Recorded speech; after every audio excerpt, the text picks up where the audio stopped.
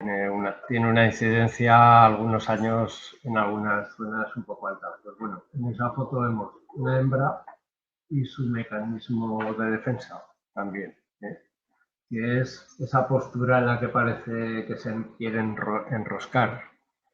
Y al doblar el abdomen nos enseña, digamos, que el tejido que hay entre los segmentos abdominales, que tiene ese color amarillo, que es un color como de advertencia también, y evagina los órganos sexuales, que es eso que se ve ahí de color también amarillento. Bueno, pues con esa postura, enseñando ese color amarillo más la emisión de una sustancia química volátil, lo que consigue es protegerse ante los predadores. Esa sería la postura de defensa típica que adoptan en el momento que si las quieres coger se dejan caer, se enroscan así y hacen pues esa pantomima, ¿no?, para intentar escapar. Entonces, pues bueno, en una fotografía podemos recoger aspectos, por ejemplo, como ese, o como este. Esto es una Arevia lefebvre, la Arevia que se nombra antes, que es endémica del Pirineo. En este caso es un individuo de arriba, del Valle de Ordesa, y veis que tiene ácaros, ¿no?, adheridos al tórax, incluso a la cabeza, debajo tiene uno, y eso es muy frecuente en este grupo de especies, en las Arevias. Es frecuente sobre todo al final de su periodo de vuelo. Los ácaros están esperándolas en las flores y en los sitios donde ellas acuden a libar, y cuando se posan se les suben encima. Y los ácaros lo que hacen es parasitarlas mientras están vivas, chupan la hemolinfa, y después de que se mueren, lo que hacen es comerse al insecto muerto. Incluso hay especies que ponen huevos en el cadáver del insecto para que se lo coman. Entonces, pues bueno, hay que dar registrado como este ácaro rojo, que es uno de los más comunes, pues ataca con frecuencia a las Arevias, sobre todo al final de su ciclo de vuelo, en los individuos ya viejos. O, por ejemplo, esta hembra que, como veis, está destrozada, porque es un individuo muy viejo ya. Las mariposas pues se van deteriorando. Como todos nos hacemos viejos, pues ellas también. Se les rompen las alas, pierden muchas escamas alares, pero están tan bien hechas que son capaces de seguir volando teniendo mermas alares importantísimas. Incluso hay especies que, aun perdiendo un ala, son capaces de compensar la falta de ese ala con los músculos de vuelo, batiendo más rápidamente el ala que les queda, en fin. Pueden compensar la pérdida de sustentación en un paralar sin problemas. Y se ven a veces individuos viejísimos que siguen volando. Por ejemplo, la Vanessa del Cardo, esta que migra desde África, pues al final de primavera se ven individuos que ya prácticamente irreconocibles, que a saber la de miles de kilómetros que deben de llevar volando. Y bueno, pues las alas las tienen destrozadas, pero todavía tienen la capacidad de volar. Bueno, pues en esta foto la he demostrado como eso es una hembra de Argynnis pafia. Pues bueno, una hembra a final de verano, fijaros el aspecto que tiene. Bueno, esto es una Apolo. Esta foto pues es una foto normal y corriente, no es ni una foto buena ni una foto espectacular del bicho, es una foto vulgaris, pero es una foto que sirve para registrar que se alimenta de la Bandula angustifolia. Esta es una de las plantas que más le gusta libar en las poblaciones del Prepirineo. Entonces, pues, bueno, registrarlo fotográficamente nos deja constancia del uso de esa planta.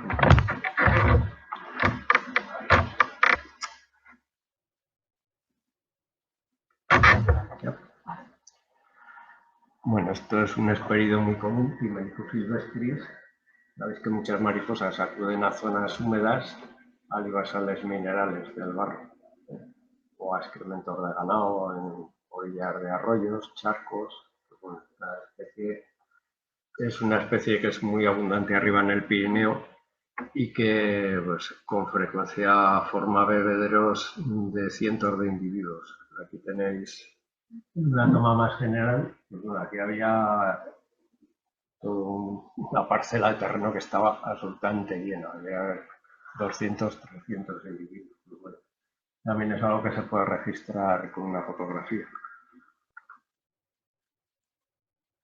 Aquí tenéis otro bebedero donde hay varias especies. Aquí es un sitio que ha pisado el ganado y al pisar, entre lo que llevan las pezuñas y el barro que levantan, pues hay las sales minerales que quedan expuestas y atrae a cantidad de mariposas a alimentarse.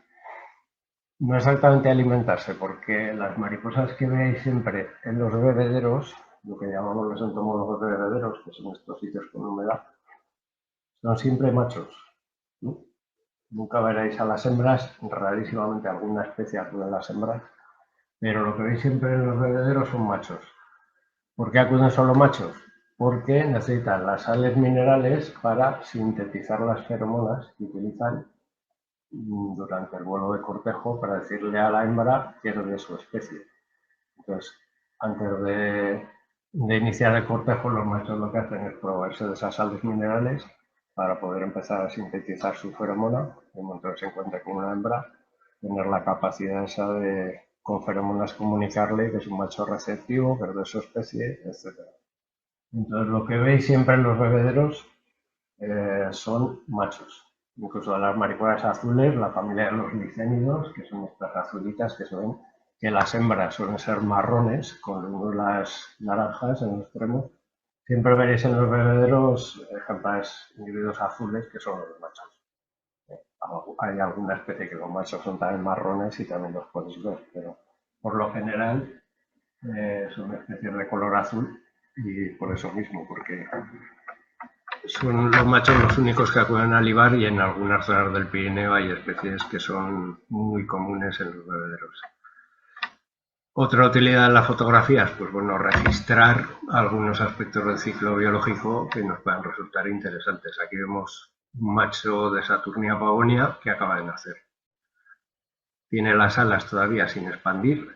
Las mariposas cuando abandonan la crisálida tienen las alas, digamos, encogidas. Y nada más nacer lo que tienen que hacer es trepar rápidamente a un sitio, un poco en alto, digamos, para que actúe la fuerza de la gravedad y empiezan a bombear desde el abdomen lo tienen muy hinchado en el momento que nacen, empiezan a bombear sangre mezclada, o sea, hemolinfa, que es su sangre, mezclada con aire.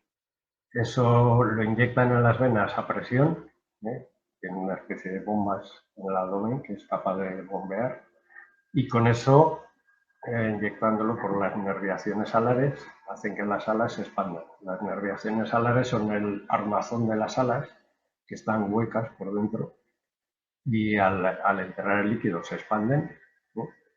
Una vez se han expandido, se tienen que secar. La mariposa está pues, un par de horas o 3, o depende del calor que haga, quieta, secando las alas para poder volar. Entonces, pues bueno, aquí en estas fotos se recoge el proceso de la expansión alar resumido. Aquí ves cómo empieza a inyectar la molinfa, las alas se van hinchando y aquí ya estaría el macho con las alas secas, o sea, extendidas y bueno, pues esperando a secarla. Y aquí lo mismo con la isabelina, un macho que ya está secando las alas.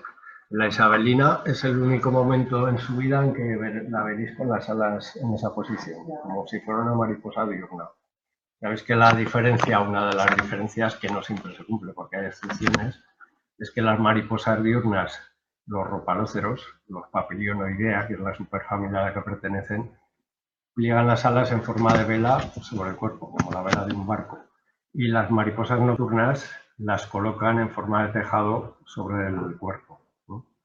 Entonces la isabelina utiliza esta forma de reposo, pero en el momento de expandir las alas, de secarlas, mejor dicho, es en el que se mantiene así, posada como si fuera una mariposa diurna. Otro aspecto del mimetismo, esto se debía a Gorgone, que es un endemismo de aquí del Pirineo también. Y bueno, pues como veis es una especie que le gusta mucho la glera, es alpina, suele estar por encima de los 1200 metros las poblaciones. Le gustan mucho las gleras y todas las laderas rocosas, sitios muy escarpados. Y su mecanismo de defensa, en cuanto se sienta acosada, es posarse en el suelo y se hace absolutamente invisible, porque tiene el mismo color que las rocas donde se posa. Entonces, pues bueno, aquí también queda registrado, o como muchas especies nocturnas, como esta que es Clostera pigra, que es una especie común. Perdón, el Igmodonta, esta es la pigra, no me acuerdo el nombre ahora. Sí, no, esta es Clostera pigra. Bueno, como ves, las posturas de reposo que tienen estas especies, lo que intentan semejar son pedacitos de corteza o ramitas, o reposan sobre un tronco de un árbol, una rama, y durante el día son invisibles. Son especies nocturnas, por lo tanto tienen que tener un mecanismo de defensa diurno, que en este caso es el mimetismo, para que no las descubran las aves o otros posibles predadores. Y las posturas que adoptan, pues bueno, están además, digamos que el efecto críptico lo acentúan por la forma de colocar las patas, el abdomen que lo elevan un poco hacia arriba, en fin, intentan desdibujar su silueta de mariposa nocturna de polilla y parecer lo que no son. ¿La isabelina cómo se camufla de día? Pues muy fácil, la isabelina es muy vistosa cuando la sacamos de su hábitat, pero tú pones una isabelina en la copa de un pino silvestre, adiós, ya no la ves más. ¿Por qué? Porque es verde, porque las alas son translúcidas, de tal forma que al trasluz tampoco la vas a ver muy bien, y sus nerviaciones son de color rojizo, que es la corteza del pino, y mirada al trasluz, pues bueno, pueden ser acículas o es prácticamente invisible durante el día reposando en los pinos. Por eso tiene ese color tan vistoso, o a nosotros nos parece tan vistoso, claro. Bueno, Phalaenopsis bucéfala, que es una especie muy común, es el típico ejemplo de mimetismo de cripsis o de mimetismo críptico. Parece una ramita cortada.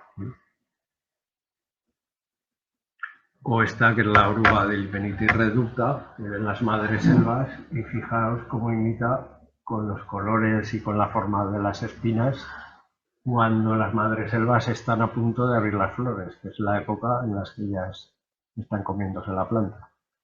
Entonces se suelen colocar en zonas de la planta que se parecen mucho a ellas, ¿eh? Y así, pues bueno, evitan ser vistas en pleno día o mientras comen. Aquí tenemos otro tipo de estrategia. Estas son las orugas de la Poria crataeji, que antes me ha preguntado bien por ella. Pues esta es la oruga y son gregarias. Viven en drinos, en majuelos, y siempre las veréis agrupadas. Su mecanismo de defensa consiste en estar agrupadas, pues bueno, como si aparece algún predador, siempre tienen más oportunidad de escapar, supongo, que si hay varias que si hay una sola. Se suelen tirar al suelo a la mínima, o siempre hay una que se asusta a las demás y todas se tiran al suelo para escapar. Esta foto es de Paco Serrano, que es la cita de Charles Hasius de Huesca capital, pero además no sobre madroño, sino sobre laurel, que es la segunda vez que se registra en la península. Se había registrado ya en Cataluña el uso del laurel como planta huésped alternativa. Pues bueno, se ha registrado en Huesca también. Lo que hay que decir que es una especie expansiva y que puede utilizar cualquier recurso. Una foto de una oruga de Puntia daplidice, que es una especie muy común, y esta foto serviría para identificar, por ejemplo, una foto que tenga una definición aceptable, ya nos sirve para ver las quetas y las setas.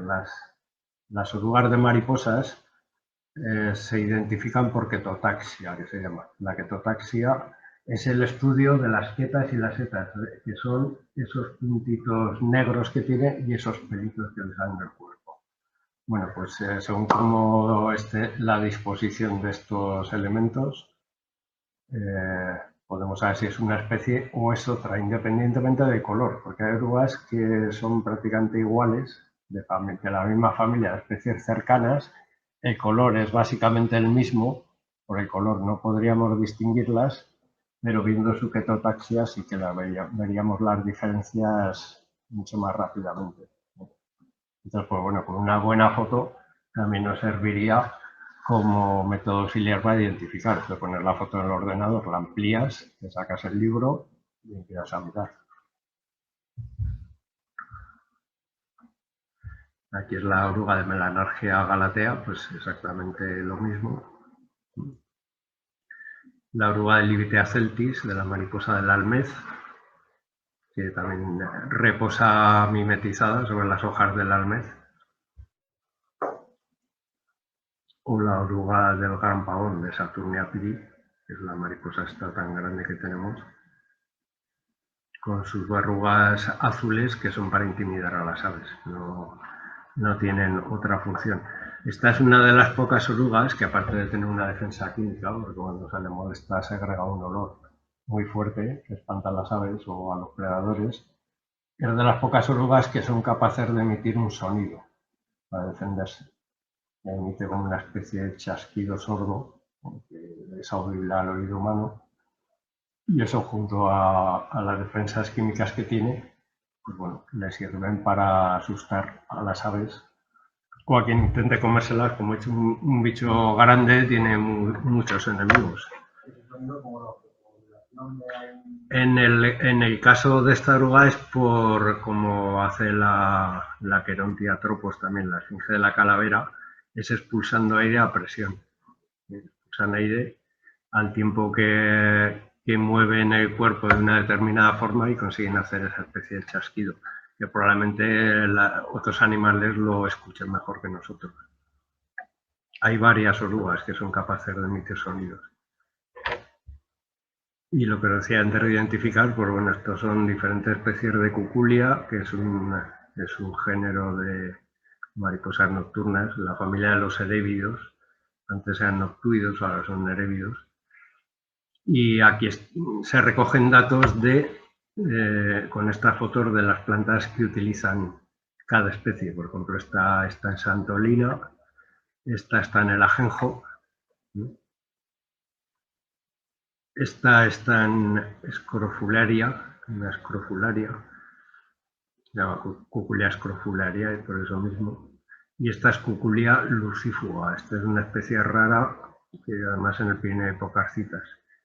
Pues bueno, mediante fotografía estas especies las podemos identificar y recoger datos de qué plantas se están alimentando. Otro dato que podemos recoger son anomalías, por ejemplo. Anomalías en el aspecto de hay especies que son muy polimorfas, tienen diferentes formas, los adultos o las orugas. Y luego dentro de esa variación hay lo que se llaman aberraciones. Aberraciones significa que el bicho se sale de sus patrones habituales y por una serie de mutaciones que a veces están relacionadas con la alimentación o con la temperatura que ha tenido la oruga durante su desarrollo, pues sale con un aspecto algo distinto al habitual o muy diferente al habitual. Porque hay pigmentos que se desarrollan más que otros o por lo que sea. En este caso es la oruga de la esfinge de la Euphorbia, que este es su aspecto habitual.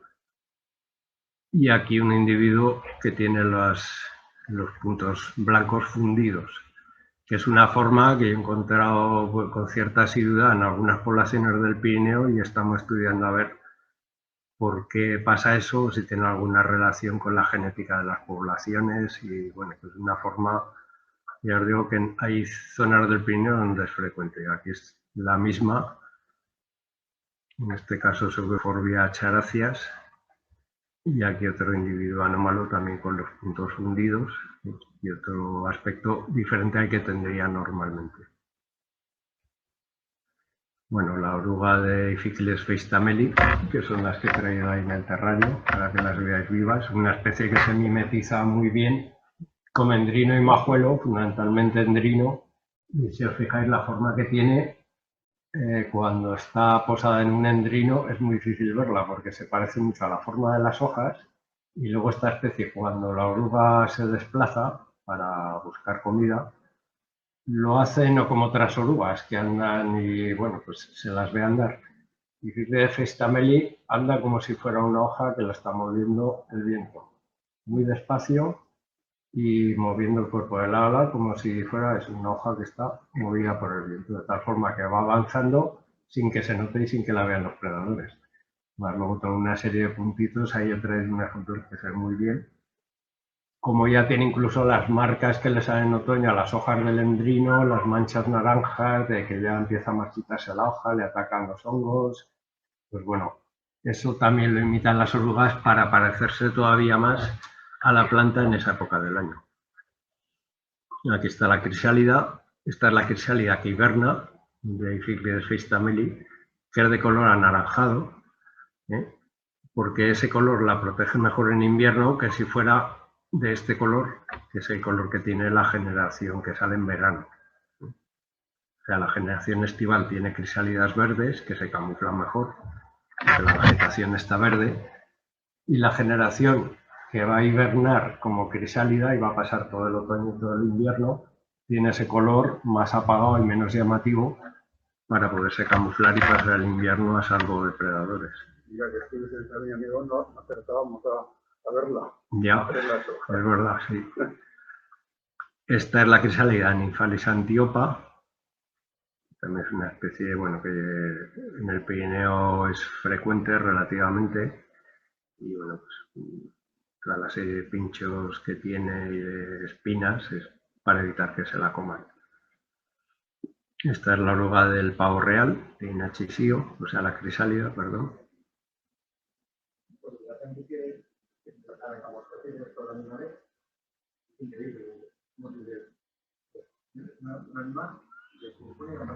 Sí, es una reorganización celular absoluta.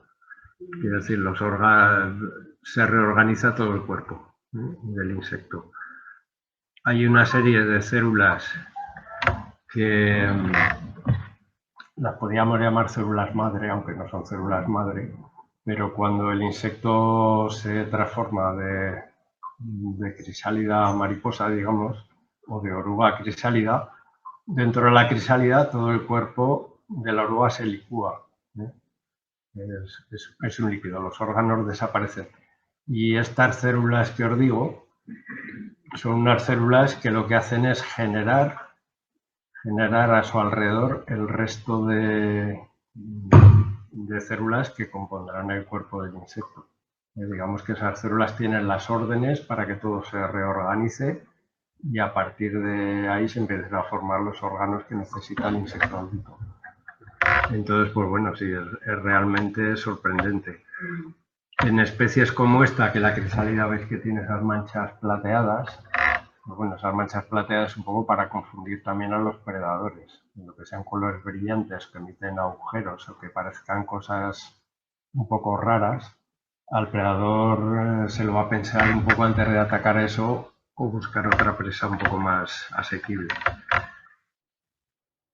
Esta es la crisálida de la ortiga, de Aglaé urticae. No, perdón, esta es la de Aglaé urticae y esta es la de la Vanessa cardo.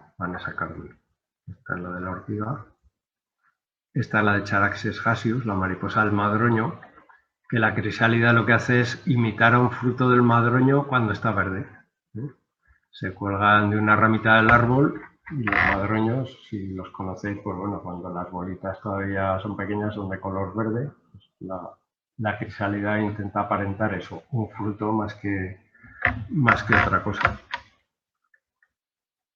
La de Libitea celtis, la mariposa del almez, una crisálida muy curiosa, que se mimetiza también en las hojas del árbol. La de Limenitis reducta, la oruga que hemos visto de las madres selvas, fijaos qué crisálida tan extraña tiene, que parece más bien una hoja seca o cualquier otra cosa, y que eso no llama la atención de los predadores. Y esto es la crisálida de Brintesia circe, que es una mariposa muy común, pero que en este caso las crisálidas de estas mariposas, de los satirinos, no se cuelgan como las que hemos visto hasta ahora. Estas se cuelgan haciendo un cojín de seda, y estas en cambio se entierran en una pequeña recámara debajo de la hojarasca o del suelo, y ahí es donde se transforman en crisálida de forma libre, digamos, sin fijarse a nada.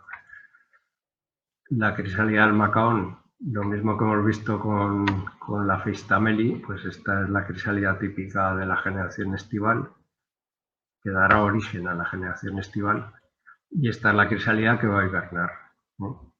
Fijaos, pues bueno, con este color que ya se asemeja mucho al tallo del hinojo seco y a las piedras del entorno, así consigue pasar el invierno camuflada. Si fuera de color verde, en invierno sería muy visible y se las comerían rápidamente. Y aquí tenemos una crisálida, que estos son todos los aspectos que también se pueden recoger en las fotografías, atacada por un parasitoide. Los parasitoides son los que os he dicho esta mañana, que son uno de los principales controladores de las poblaciones de mariposas y otros muchos insectos, que lo que hacen es, pues bueno, que su descendencia se coma a la crisálida, a la oruga. En este caso es una avispa, que es esta, que se desarrolla pues dentro de la crisálida. Su larva se ha comido a la crisálida por dentro y cuando ya se la ha comido, pues se transforma en un adulto y el adulto emerge por este agujero tan grande que hace una de las heterotecas, que son las fundas de la que se dan las alas de la mariposa. Esto es la crisálida de Euphidiria saurinia, es una de las especies que están catalogadas.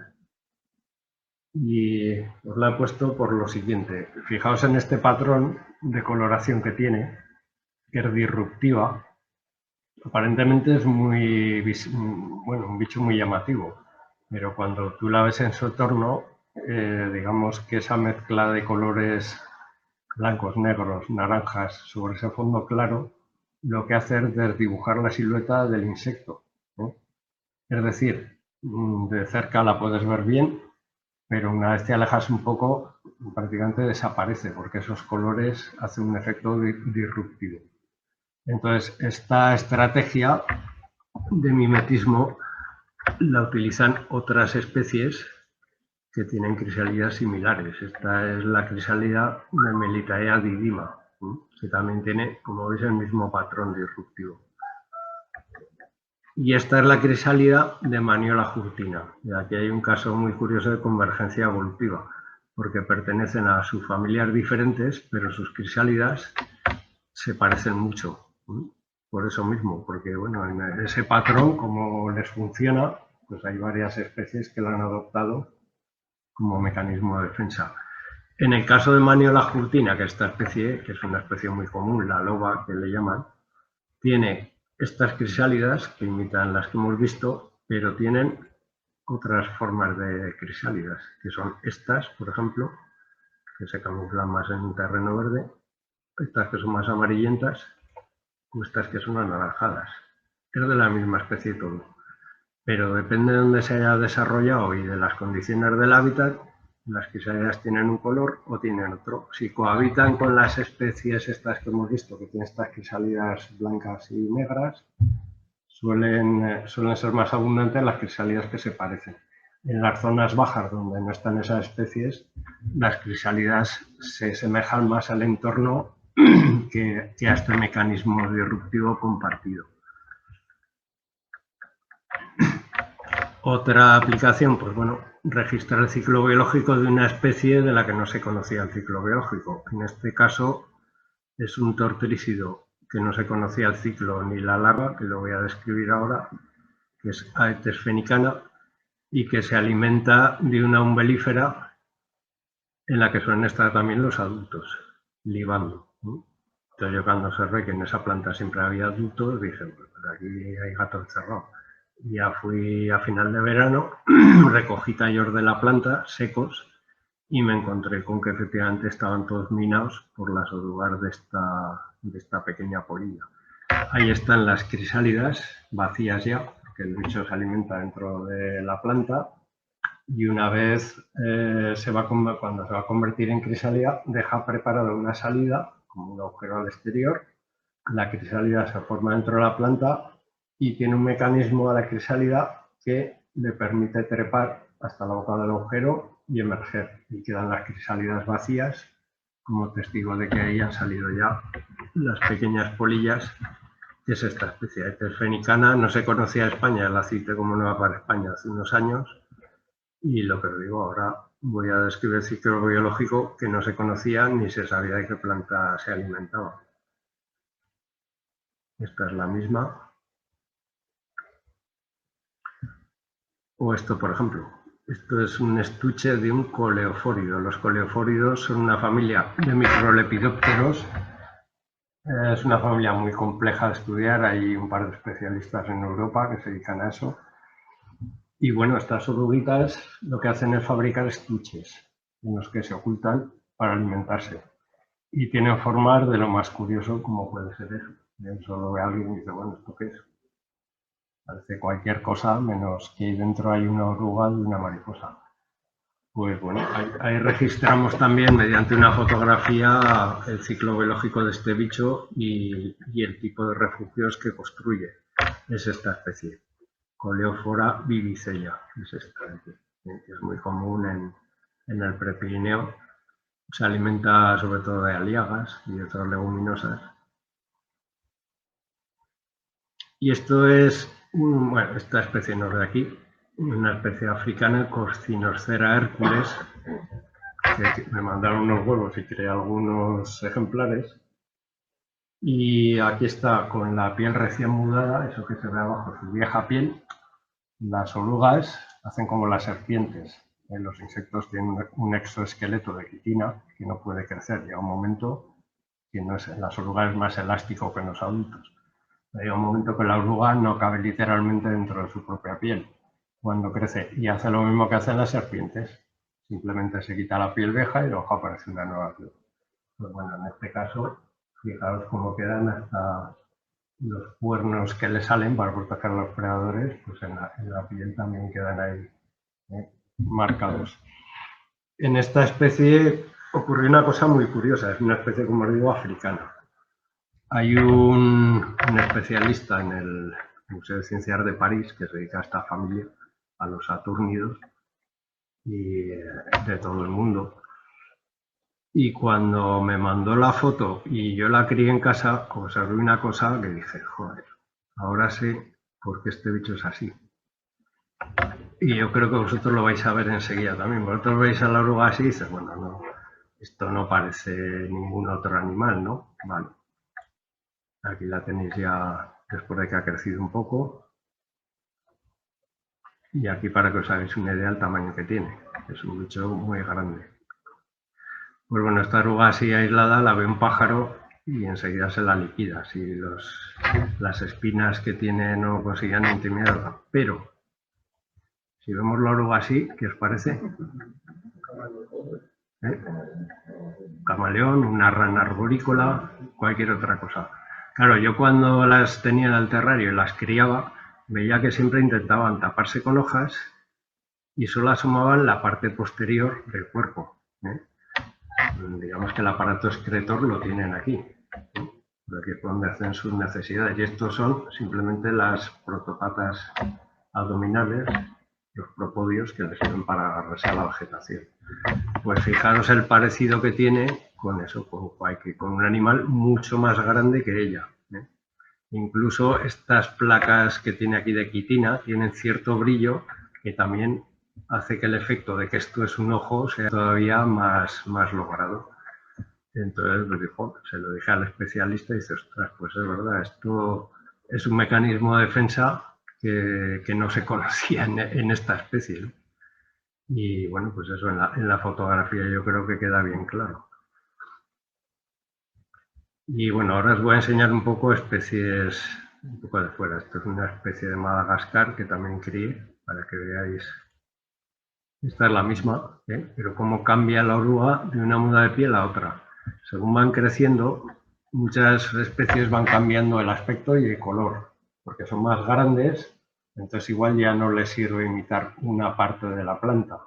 Igual imitaban una semillita, pero ahora como son mucho más grandes que la semilla, ese mecanismo de mimetismo ya no les sirve. Y entonces cambian a otro tipo de mimetismo, en este caso aposemático, que lo que hace es avisar de que son tóxicas mediante colores muy vivos. Cuando veáis mariposas nocturnas de colores muy vivos, que veremos algunas, esas mariposas lo que pasa es que son tóxicas. y avisan de su toxicidad mediante colores muy vivos, rojo amarillo, negro amarillo. Esa combinación indica peligro en la naturaleza, indica veneno, y los predadores ya conocen, digamos, que ese código.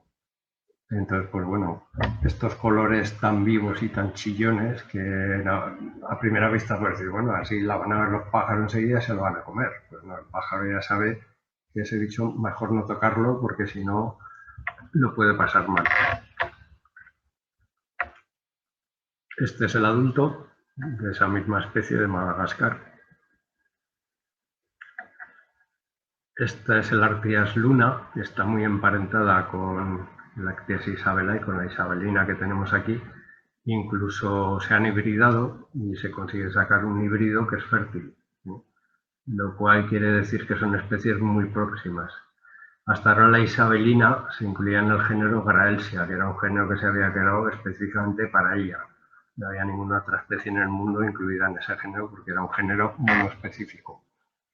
Pero los estudios genéticos y diversos experimentos de cría en cautividad han demostrado que se hibrida con mucha facilidad y que sale descendencia fértil, con Arctias luna de Estados Unidos y con otras especies del género Arctia, con lo cual ahora se ha cambiado de género y ya no es Graelsia isabelae, ahora es Arctias isabelae, ¿no? Se ha demostrado que el género Graelsia no tiene mucho sentido porque es parte de, digamos, deriva de ese grupo. La filogenia es común y son especies que tienen un ancestro común y por lo tanto mantienen mucha proximidad genética todavía. Cuando un análisis genético para determinar la época de la especie, Sí. ¿cómo hacer de Sí, eso hay un proyecto internacional, que ahora os hablaré un poco de él.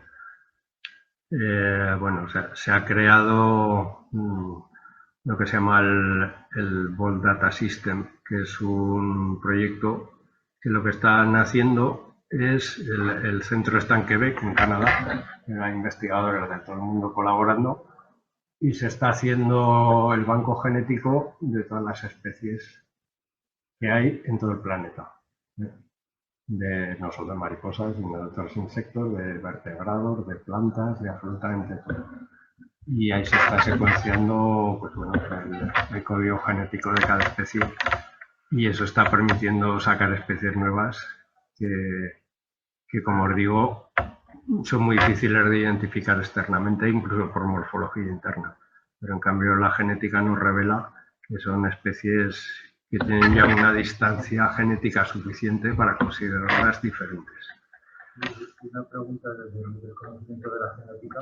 Hay poblaciones que están muy próximas, sí, cualquier animal, y genéticamente resulta que son distintas y son especies distintas. Sí. Me hablas de una especie que vive en Europa y otra que vive en América. Que se pueden Una de hibridar. las dos tienen especies en un lado o en otro.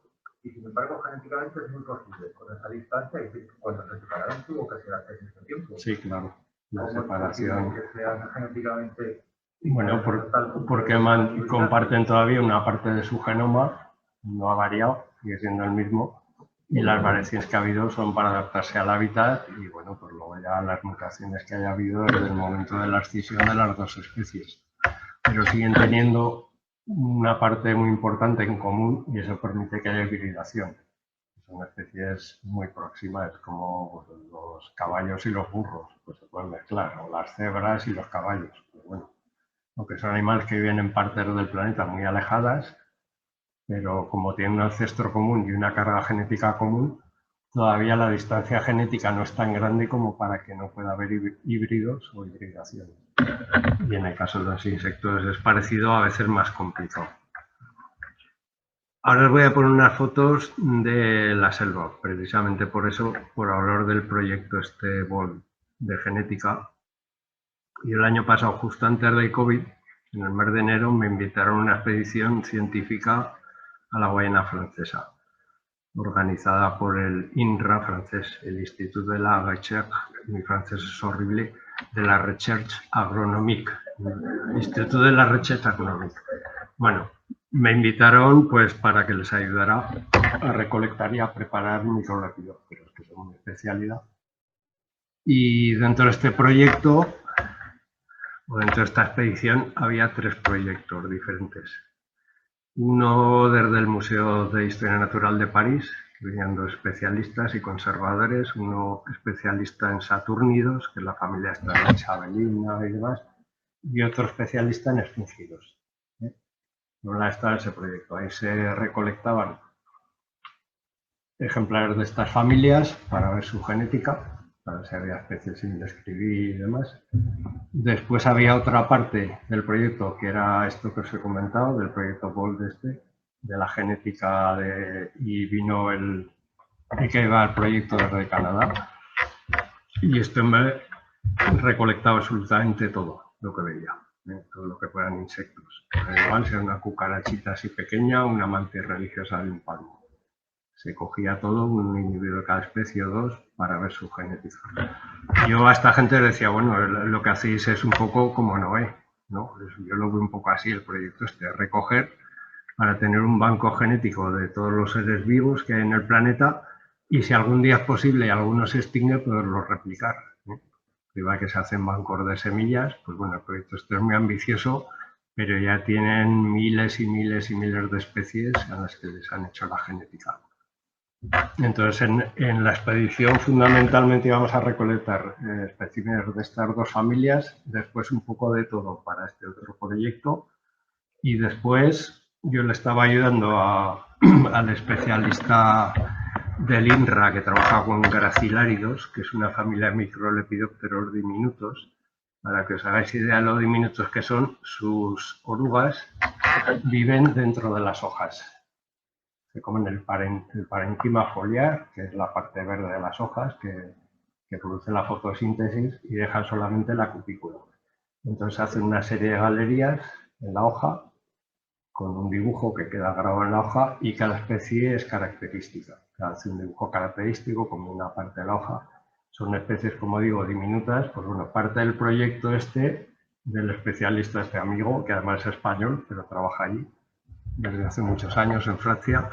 Y bueno, pues la otra parte del proyecto era recoger minas de estos bichitos graciláridos y para describir especies nuevas y bueno, un poco de todo, porque la fauna de allí se ha estudiado, porque aquello es un departamento francés, al fin y al cabo es Francia, pero claro, es selva amazónica, con lo cual pues lo que hay allí se conoce una pequeña parte todavía.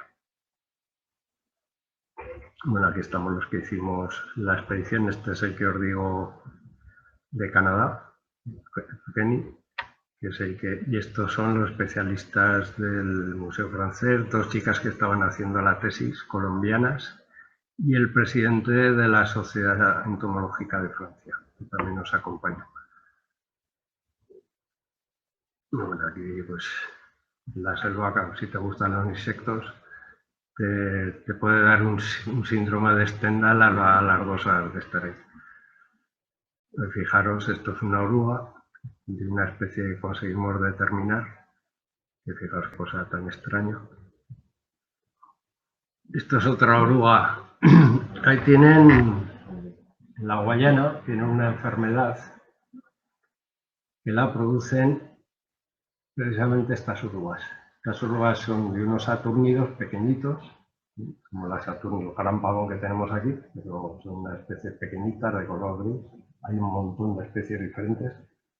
Y sus orugas son así. ¿Qué tienen? Pues que son hipertóxicas por contacto. Y es más, incluso ha habido casos de eso, pues, anafilácticos de gente que la ha palmado por tocar orugas de estas, ¿no? Entonces están, pues como veis, esas espinas que tienen ese aspecto tan venenoso, pues realmente en este caso son muy venenosas, con lo cual lógicamente no se podían tocar, porque si no corres el riesgo de ir al hospital rápidamente. Y fijaros, pues eso, las terminaciones que tienen y bueno, pues las sustancias químicas que extraen de la vegetación que comen y que es donde fabrican ellas sus venenos, digamos, su defensa química. Y esto es una especie que a mí me dejó maravillado, porque todos hemos oído hablar de la migración de la mariposa monarca. Bueno, Urania leilus, que es esta especie, hay varias especies de esta familia de los uránidos. Esto que veis ahí es una mariposa nocturna, no es una mariposa diurna, es una polilla, pero que vuela de día. Tiene colas, como muchas mariposas diurnas, y tiene aspecto un poco de mariposa diurna. Pues este bicho hace unas migraciones alucinantes. De hecho, veíamos miles y miles de individuos pasar constantemente, fuera por donde fueras, en la selva, dentro del aeropuerto, en cualquier parte había. Y no se sabe todavía por qué ni a dónde van. Tú veías que iban pasando, al cabo de los minutos, dos, 3, 5, y se metían en la selva y se perdían, volando por encima de la selva. Nadie sabe dónde van, nadie sabe por qué hacen eso, no se sabe si es algo reproductivo, si cambian de zona porque viene la época de lluvia, si van a otra zona donde... Pues una cosa realmente curiosa. Y ahí donde la veis, que vuela muy rápido y muy ágil, es extraordinariamente frágil.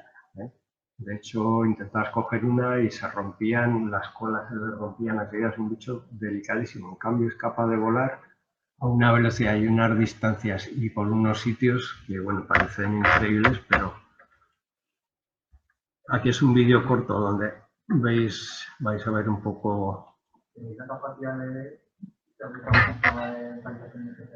Es muy difícil en bichos tan pequeños instalarles algo. Ahora ya han desarrollado miniaturizaciones que con determinadas especies se puede ver. Bueno, aquí se ven pasar muy brevemente, pero en el siguiente... Aquí vais a ver lo abundantes que eran. Esto es en un trayecto en coche, con una pista, y todo lo que veis son mariposas de estas, que van pasando. Había millones y millones. Y eso que el tiempo estaba medio lluvioso, a él les da igual, los bichos, llueva o no llueva, vuelan igual.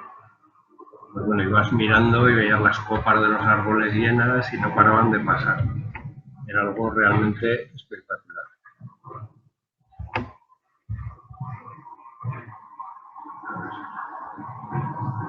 Bueno, no se aprecia muy bien, pero esto es una pantingana, que es una especie de cigarra.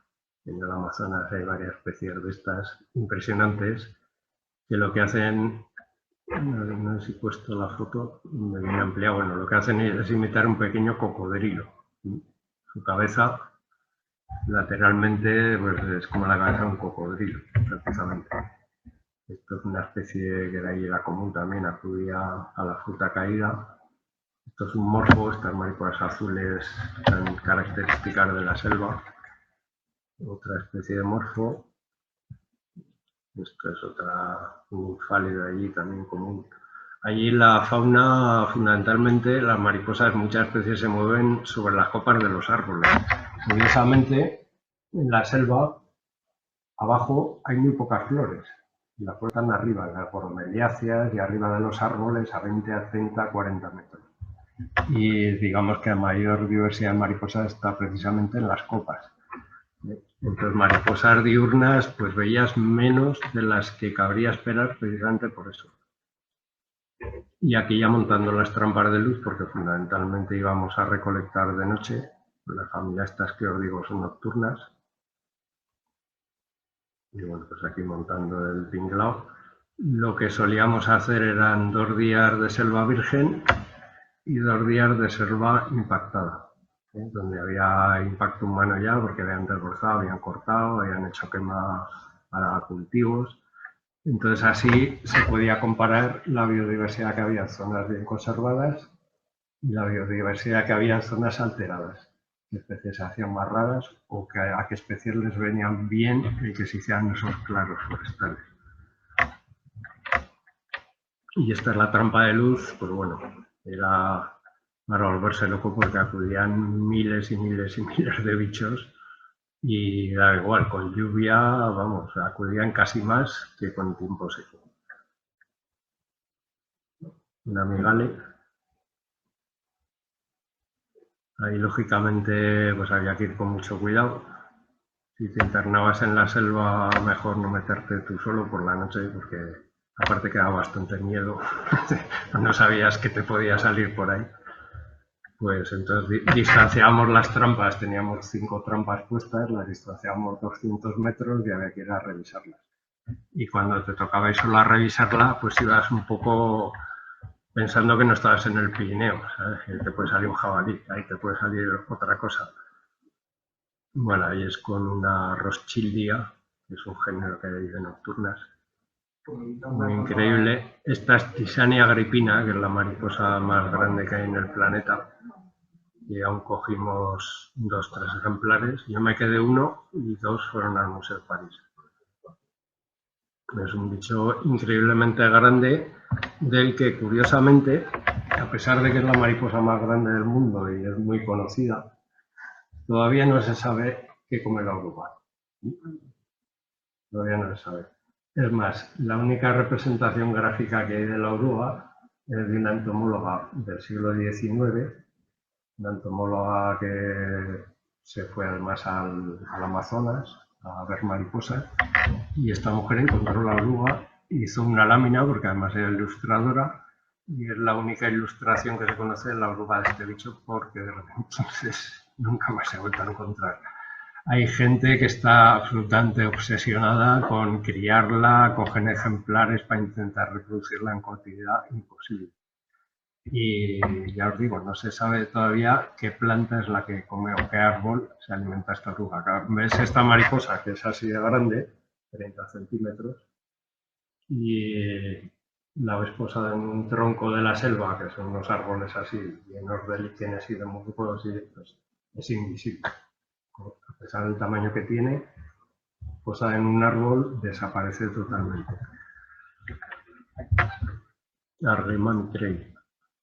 Y bueno, estos son esfíngidos, que es una de las familias que íbamos a buscar. Son especies muy grandes y con unas espiritrompas, no he traído ninguno porque son muy delicados, pero llegan a tener espiritrompas de 30 y 40 centímetros de longitud. Enormes, ¿por qué? Porque polinizan todas las bromeliáceas que crecen arriba, que tienen cálices muy grandes o otro tipo de flores, y para eso han desarrollado un tamaño muy grande, se mantienen al aire como los colibríes, se ciernen, tienen un batir de alas rapidísimo, y bueno, llevan paradas en el aire gracias a esas espiritrompas tan enormemente grandes que tienen. Creo que en una foto se veía alguna. Otra especie, ahí ver la espiritrompa estirada, a lo largo, y bueno, y aún seguía, uno que no cabe dentro de la foto.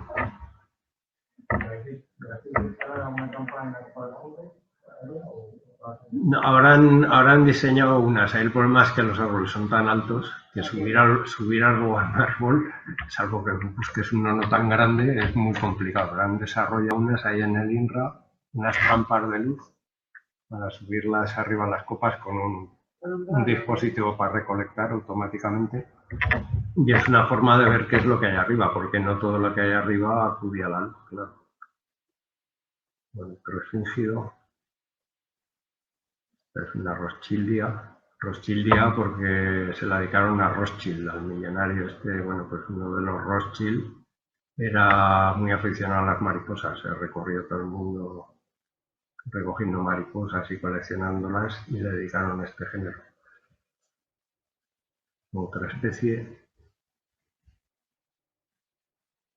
especie había, claro, luego hay familias que ni siquiera están aquí representadas, hay bichos extrañísimos, pues con eso, con unos mimetismos adaptados a la vegetación de allí. Y fijaos qué formas tan extrañas y qué diseños, fundamentalmente para confundirse en troncos de árboles, con líquenes, con musgos.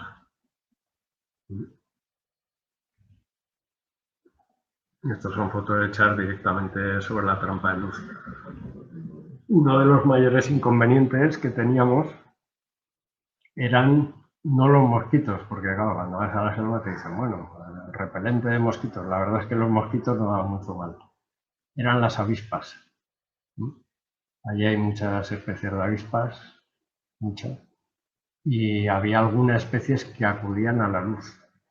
Entonces había días que en la trampa de luz se juntaban 40, 50, 60 avispas, que algunas se agrupaban Empezaban a hacer como pequeños enjambres y claro, te ibas a coger un bicho que estaba al lado de las avispas y como movieras un poco a las avispas ya estabas matándote avispas por todas partes. Entonces uno de los peligros y teníamos que llevar tapones en los oídos porque todos los peligros es que hay tal densidad de insectos que se te pueden meter en los oídos y es muy peligroso, ¿no?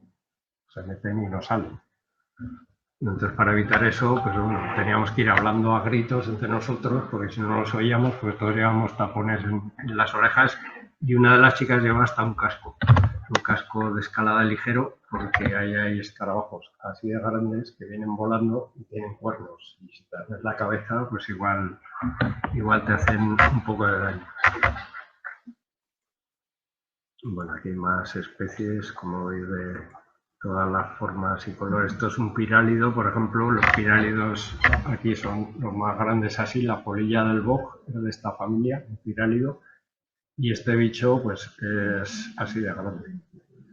O sea, y es todo mucho más grande que aquí, por lo general. Fijaos esta, que parecía una seta, una especie de hongo. Pues la forma de plegar las alas tan curiosa que tiene. Y eso se pone en un árbol que está lleno de hongos que le salen tal, pues bueno, pues parece un hongo más. O esta que viven los perezosos. Esta parasita a los perezosos. Les atraen pues el aceite que tienen en el pelo y fijaos las patas tan extrañas que tiene y tan largas y tan peludas que son para poderse agarrar al pelo de los mamíferos, perezosos y probablemente otros mamíferos, tamandúas, tapires. Bueno, otra especie. Y aquí estoy con un Titanus giganteus, que es el escarabajo más grande del mundo. Había que tener cuidado porque te pillaba con esas tenazas, te podía cortar un dedo. Y ahí en la Guayana francesa, bueno, aquí hay algunas de las muestras. En la Guayana francesa es donde más común es este bicho. De toda la cuenca del Amazonas, pues esa zona es muy abundante. ¿Qué pasa? Que se había montado todo un comercio alrededor de esta especie. Titanus giganteus, los que coleccionan insectos por coleccionar insectos, quieren tener siempre los más grandes, los más bonitos, los más tal, y llegan a pagar mucho dinero, ¿sí?, por un ejemplar de Titanus. Entonces allí había gente desde Francia o desde otros países a los que llamaban los titaneros. Los titaneros lo que hacían era ir a la selva con unos grupos electrógenos impresionantes, montaban unas luces en mástiles a 3-4 metros de altura, porque estos bichos vuelan muy alto, y bueno, con eso intentaban cogerlos a la luz, porque un ejemplar grande, ellos llevan unos pies de rey para medirlos, y pues, un ejemplar así de grande valía 500 euros, un poco más pequeño 400. Y esta gente, digamos que comerciaba con esto, no es que haga mucho daño, porque la selva es inmensa y bichos de estos debe haber a millones, pero ya han cortado el grifo y ahora ya solo permiten sacar 2 ejemplares con permisos especiales. Bueno, ya parece que tienen un poco más de control para evitar que haya ese expolio, porque ya, como os digo, había gente, entomólogos de cualquier parte del planeta que se iban allí, y como es territorio europeo parece que es más fácil entrar y demás. Y bueno, se pagaban el viaje, la estancia y todo a base de coger escarabajos de estos tan grandes.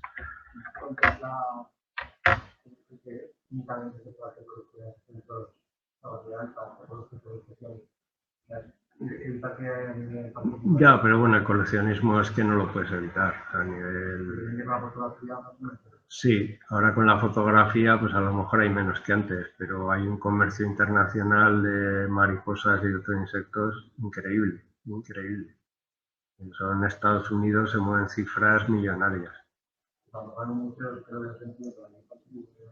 Sí, pero hay gente que, bueno, pues coleccionar lo que sea. Bueno, estas son algunas de las muestras que traje aún sin preparar, porque todo esto hay que prepararlo y determinarlo lo que se puede y luego fotografiarlo, y de cada ejemplar se coge una patita y se manda al centro este de Canadá, donde hacen la genética. Basta con una patita del bicho para... para contexto técnico con esa bebida húmeda. Ahí había que tener mucho cuidado. Pues es decir, Sí. mucho más. De hecho, los entomólogos allí, que conocimos un par de ellos que nos hicieron una visita, tienen muchos problemas para conservar las colecciones, porque se les enmohecen. Entonces tienen que tener en su casa una habitación especial, climatizada, en fin. Es mucho más complicado que aquí mantener una colección. Y allí la única precaución que tenías que tener era nunca dejar las cajas cerradas. Que si no, a los 2 días aquello había florecido por todas partes. ¿Las termitas No, termitas no hay nada. En principio los bichos no hay demasiado problema con ellos. Serían termiteros en árboles y tal, pero sí que la conservación es un poco más delicada. Lo que era más grande, eso lo puedes, bueno, lo matábamos con botes, ahí no había posibilidad de matar por congelación, llevamos botes de cianuro, ácido cianhídrico que metes el insecto inmediatamente está muerto y sin que se estropee además. Y las especies grandes se recolectaban así y las especies pequeñitas se recolectan vivas y se llevaban a donde estábamos alojados, donde nos tocara dormir esa noche y ahí pues todos los días había que dedicar 2 o 3 horas a prepararlo pequeñito antes de que se secara, ¿eh? Porque si no, no hay forma de prepararlo después. Entonces, pues bueno, ahí preparamos un montón de microlepidópteros que luego, ¿veis? Pues bueno, ahí todos los días había que estar un rato de preparación de todo lo pequeñito que había que mirar. Y aquí es un poco la fase de extendido y secado, así es como se extienden para poderla estudiar.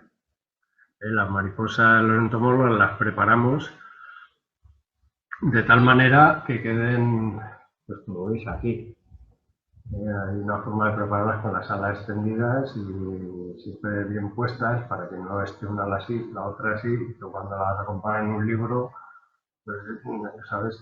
El bicho está puesto de tal forma que puedas verlo con claridad, todos los individuos en la misma posición para que sea fácil comparar, sin tener que darles vuelta y hacer cosas raras.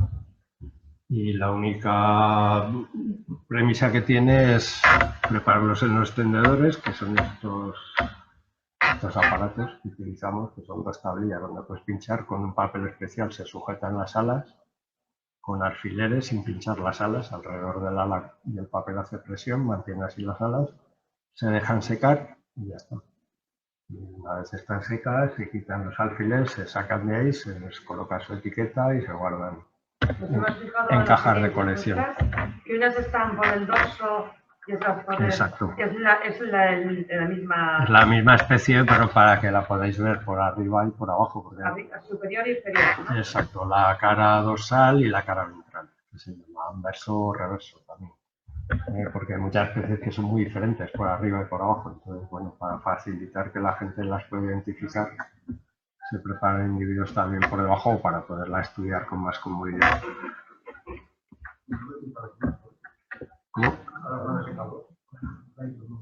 No, no se suelen emplear. Hay en sitios donde necesitan un secado más rápido y tal, pues bueno, puedes acelerar el secado, pero lo mejor es que sequen por sus propios medios. Bueno, aquí los saturnios, los fingidos, aquí ya están preparadas y listas para análisis genéticos, para determinarlas, en fin, para buscar en libros, a ver qué especies son.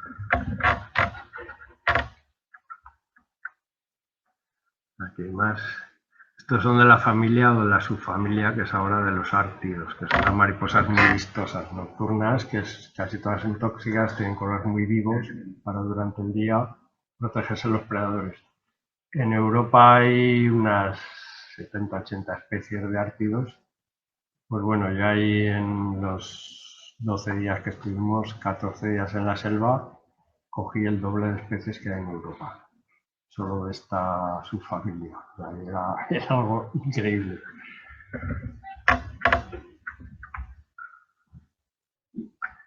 Y aquí es cuando estoy a punto de morir, atacado por un jaguar. Pero no hay que no puede salir. Y bueno, en cuanto a fotos...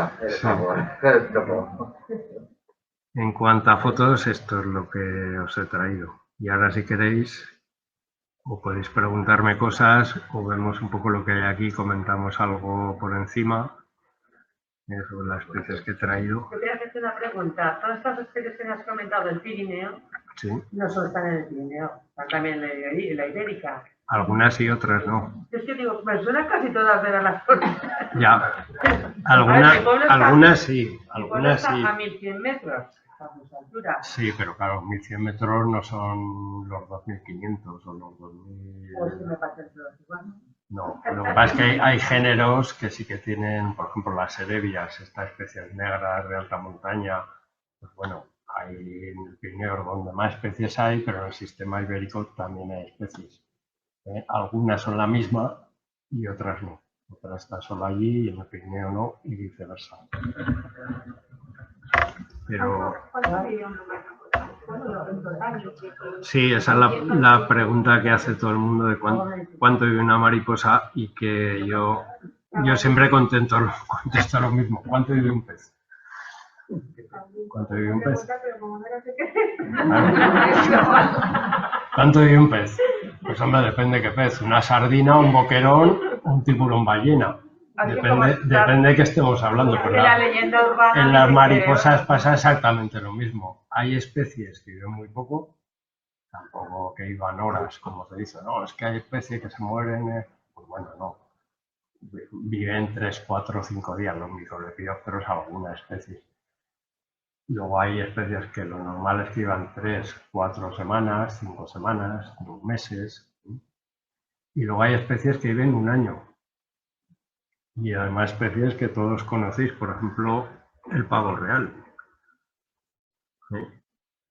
Esta mariposa es una de las especies más longevas que tenemos aquí en la península.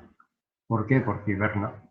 Es decir, los adultos emergen en verano, vuelan durante todo el verano, llega el otoño e hibernan. Buscan un hueco en un árbol, una queda en un roquedo, una paridera o un leñero o una casa.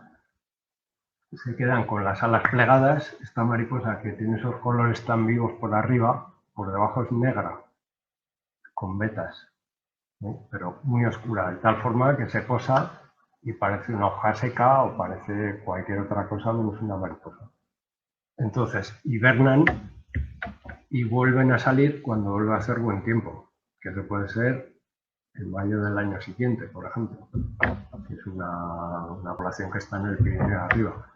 Y esas que en mayo vuelven a volar es cuando completan su ciclo, es decir, se aparean, las hembras ponen los huevos y siguen volando hasta que se mueren. De tal forma que si la mariposa ha nacido, por ejemplo, en julio y vive hasta junio del año siguiente, son 11 meses que vive una mariposa. O sea que hay mariposas que viven días y hay mariposas que viven meses. Como mariposa adulta, en estadio adulto.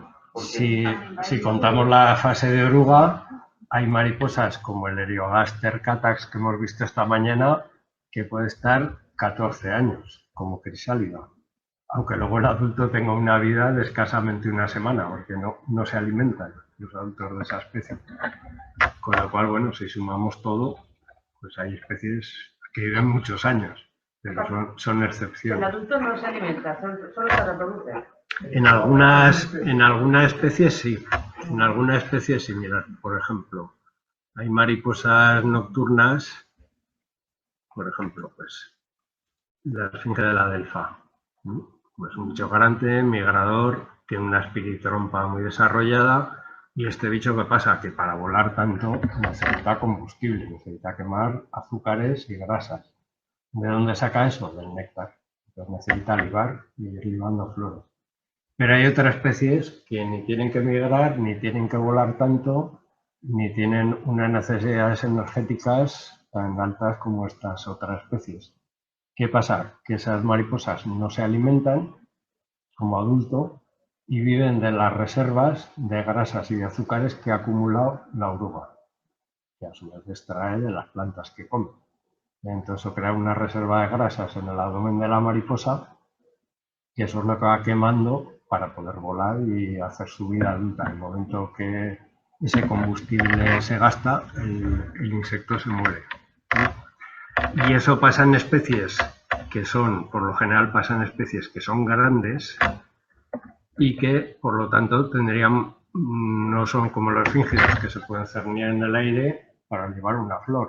Pero imaginaros el gran pavón, la Saturnia pi, la especie más grande que tenemos en Europa, que tuviera que libar flores.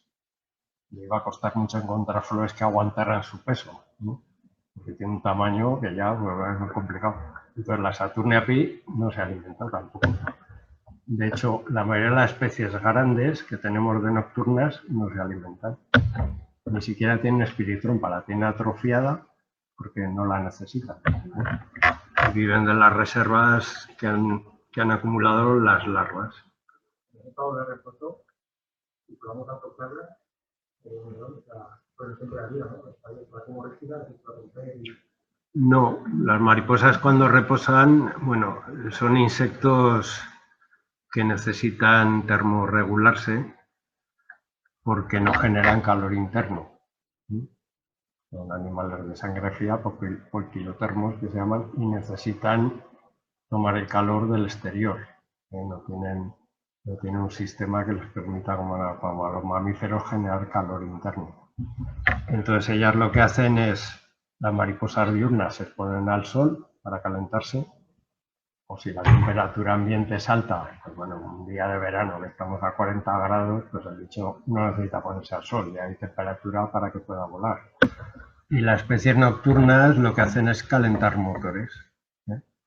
Lo que hacen es batir las alas, mientras están posadas, empiezan a batir las alas y eso genera un calor interno. Los músculos de vuelo van generando un calor interno hasta que la temperatura sube lo suficiente para que ya los músculos puedan trabajar con eficiencia y el bicho sea capaz de volar. Se ha medido la temperatura con pares térmicos y necesitan muchas especies llegar hasta los 30-34 grados de temperatura interna para poder volar. Entonces, muchas especies nocturnas durante el día están reposando, pero son incapaces de volar. Por eso tienen que recurrir a estrategias de mimetismo, a intentar ocultarse o a intentar parecer lo que no son, animales más grandes o algo que intimida al posible depredador, porque en ese momento son muy vulnerables. Necesitan un rato para generar el calor para empezar a volar. Diapausa. Sí. No, rígidas, no, es que la diapausa, es que no es un estado de diapausa. La diapausa sería, por ejemplo, cuando una oruga va a hibernar, ahí entraría en diapausa. Y una mariposa que hiberna también entra en diapausa, es decir, sus funciones vitales se reducen al mínimo para no consumir energía, pero una mariposa cuando está reposando durante el día no entra en diapausa. No es un estado de letargo en el que le vaya a costar mucho salir, sino que...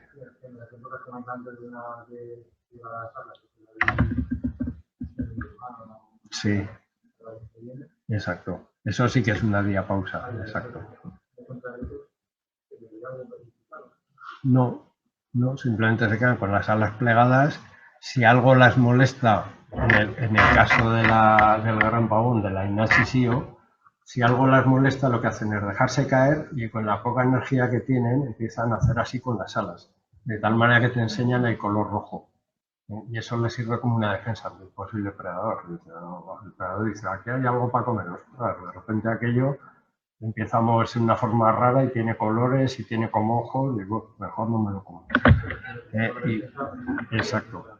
Tienen una cierta margen de maniobra, aunque estén en hibernación. Lo que pasa es que en ese estado son incapaces de volar, con mucho de aletear un poco. Y bueno, pues eso, mecanismos de defensa de ese tipo hay muchos, pero, por ejemplo, Polygoneaceae album, esta también hiberna. Y se puede usar fácilmente porque sus alas tienen ese aspecto de hoja seca, marchita y bueno, pues porque se mete en el hueco de un árbol, se queda así quieta y nadie adivina que eso no es una hoja seca.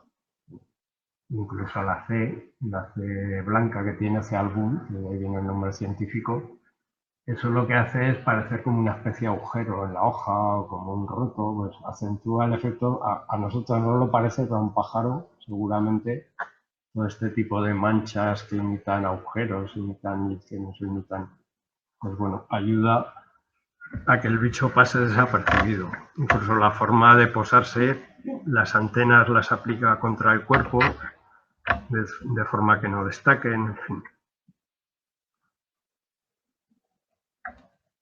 Pero, por ejemplo, el pavo real, no hay ejemplares que se reproduzcan antes de pasar la hibernación. Tiene una generación ahora en verano. Exacto, pero los adultos de esa generación de verano son los que hibernan. O sea que, digamos, no se reproducen antes de haber pasado toda la hibernación. Y no hay ejemplares que se reproduzcan enseguida. En primavera. Sí, se reproducen o sea, por ejemplo, una hembra nace, o sea, deja de hibernar, en mayo pone huevos en las ortigas y de esos huevos, en julio, nacen adultos, que serán los que hibernarán hasta el año siguiente. ¿Hay adultos que se reproduzcan anualmente, en una generación? No. ¿Qué pasa con el verano? Hibernan. Tanto esta como la de la ortiga, que es muy común. De hecho, ¿cuál? Antíopa hace lo mismo, exactamente, Niphalis antiopa. Porque tiene que sobrevivir mucho para reproducirse. Sí, es un poco curiosa, ¿no? Sí, pero les funciona, por algo será que la ponen en práctica. Supongo que también buscando, comen ortigas. Ten en cuenta que en verano las ortigas escasean más que en primavera. Es una planta anual, en verano muchas zonas se agostan. Entonces el bicho lo que hace de esta forma es garantizarse que sus orugas van a tener alimento cuando ellas pongan los huevos en primavera. Porque si pusieran los huevos en septiembre quedan ortigas, pero no tantas a lo mejor. Entonces una estrategia, pues bueno, de supervivencia que lo que ha llevado es a que sean bichos muy longevos, mucho más que cualquier otra mariposa. Es muy sorprendente lo de que puedan vivir 14 años sin alimentarse. Sí, porque claro, un poco de efecto, pero el consumo de energía es minimísimo. Y en estas especies que hibernan, hacen un capullo muy apergaminado en forma de barril. Yo quería Oreogaster para, pues, cuando hice el inventario aquí de las poblaciones en Aragón, y lo que además lo publiqué el dato porque tampoco se conocía. Lo que pasa es que en los capullos hay un par de orificios que no se sabía muy bien para qué eran, y lo que hacen esos orificios es favorecer el intercambio de aire, porque claro, el bicho está encerrado en algo hermético y además impermeable. Entonces, estos pequeños orificios que deja son para que entre tanto la humedad como el oxígeno. Y eso les permite al menos poder respirar durante 14 años. Y luego alimentarse, claro, el consumo de energía es tan mínimo, porque el bicho está en diapausa durante tanto tiempo que, bueno, pues, prácticamente no necesitan ni a respirar. Mecanismos de supervivencia pues muy elaborados. De una diferencia de industria, nacen todos los 14 años, o cada año nacen los 14 años. Claro, es que se van solapando, se supone, pero hay años en que hay más que otros. Entonces, a lo mejor hay unas que están 3 esperando al año oportuno y otras llevan 7 esperando al año oportuno. Se van solapando generaciones. No quiere decir que todas tarden 14 años. Yo cuando las he creado, algunas te nacen al año siguiente. Pero otras siguen y siguen y siguen. Y bueno, depende de eso. Claro, es una forma que tiene esa especie también de garantizarse.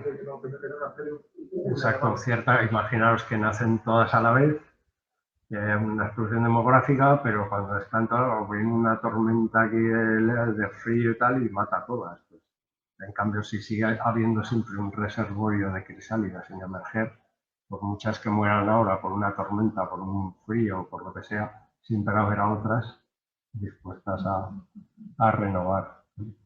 Eso pasa con la Cerinthia romina, por ejemplo, que es capaz de hibernar varios años, pues un poco porque vive en un clima mediterráneo que es muy imprevisible. Luego periodos de sequía muy prolongados, que la planta algún año ni siquiera acaba de brotar o brotan muy pocas plantas.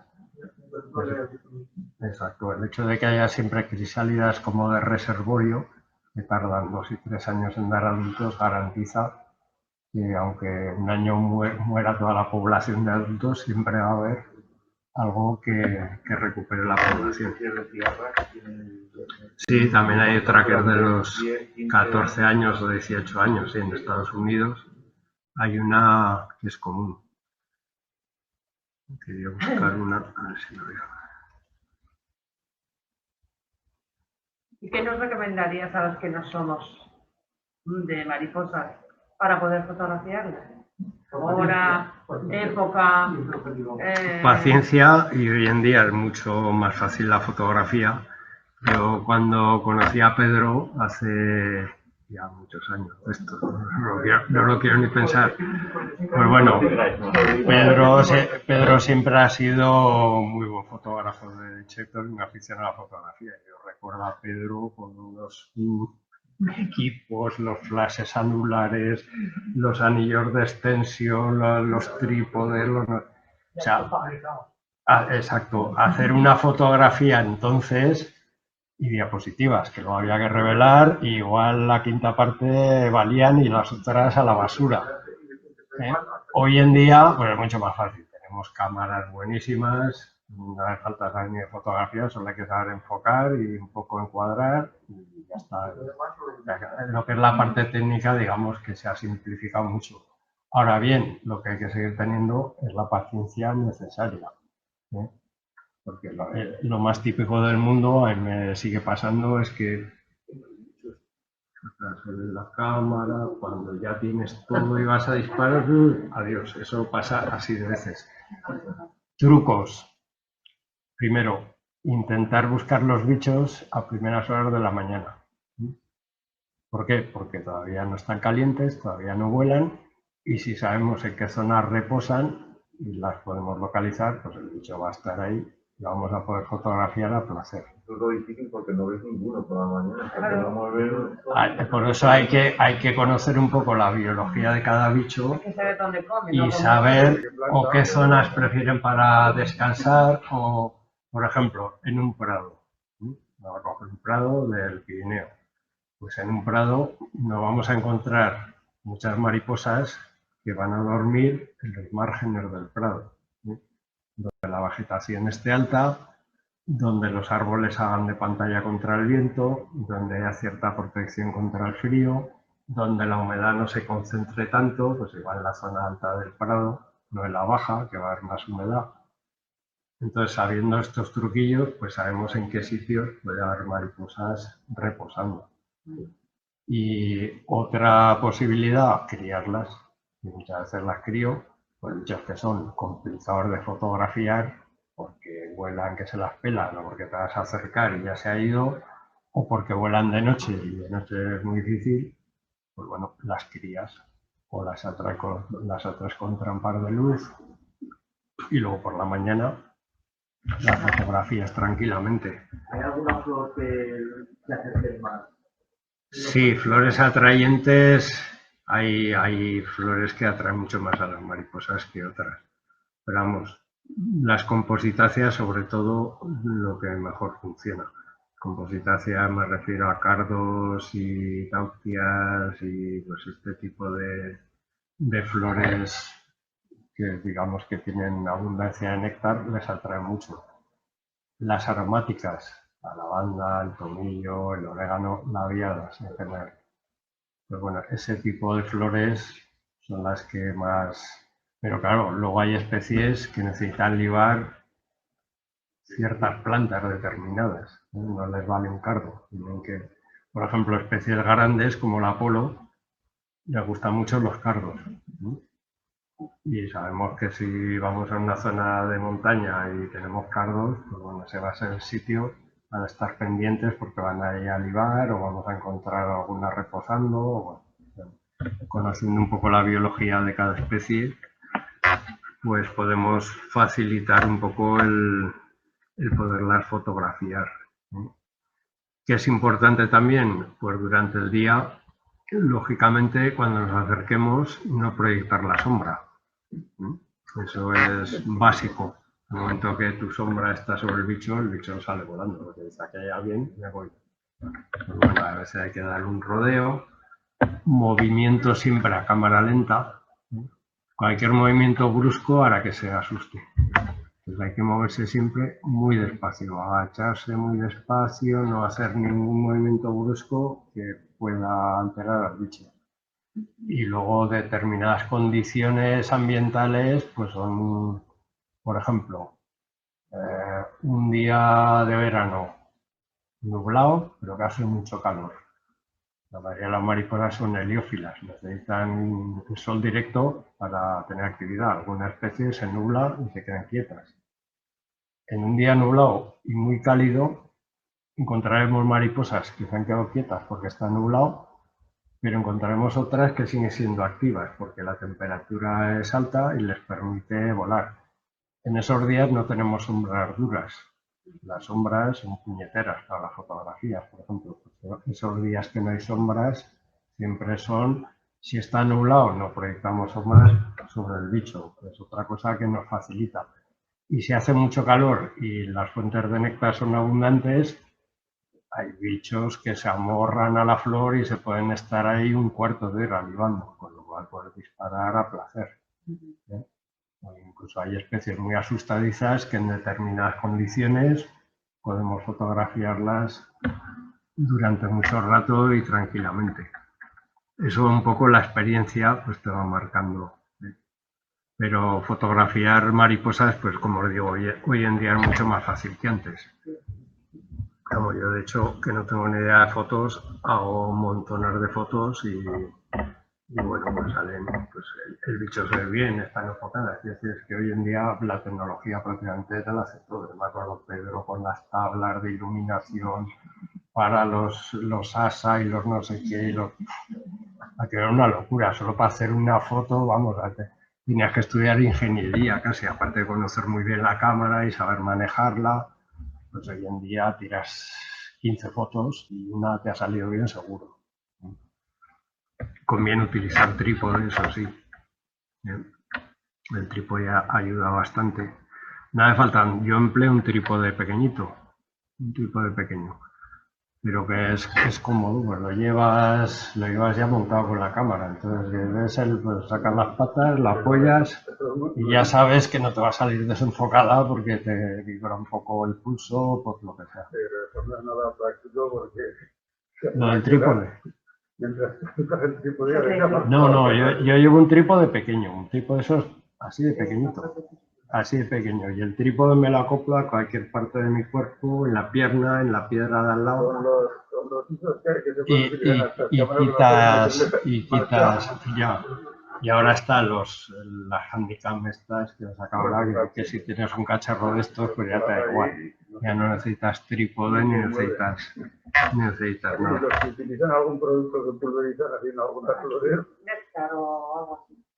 Bueno, es algunas flores. sí, hidromiel, pero eso, en fin. Pero eso es agua con miel, ¿no? Lo dicen aquí hidromiel. Es un truco un poco absurdo porque los bichos acuden ya a las flores de por sí. Tú eliges la flor adecuada. Hombre, a lo mejor está más rato libando, pero vamos. Yo nunca he empleado ese método, la verdad. Y para las nocturnas. Cuando yo un bicho, había un momento y buscar hay más tonto de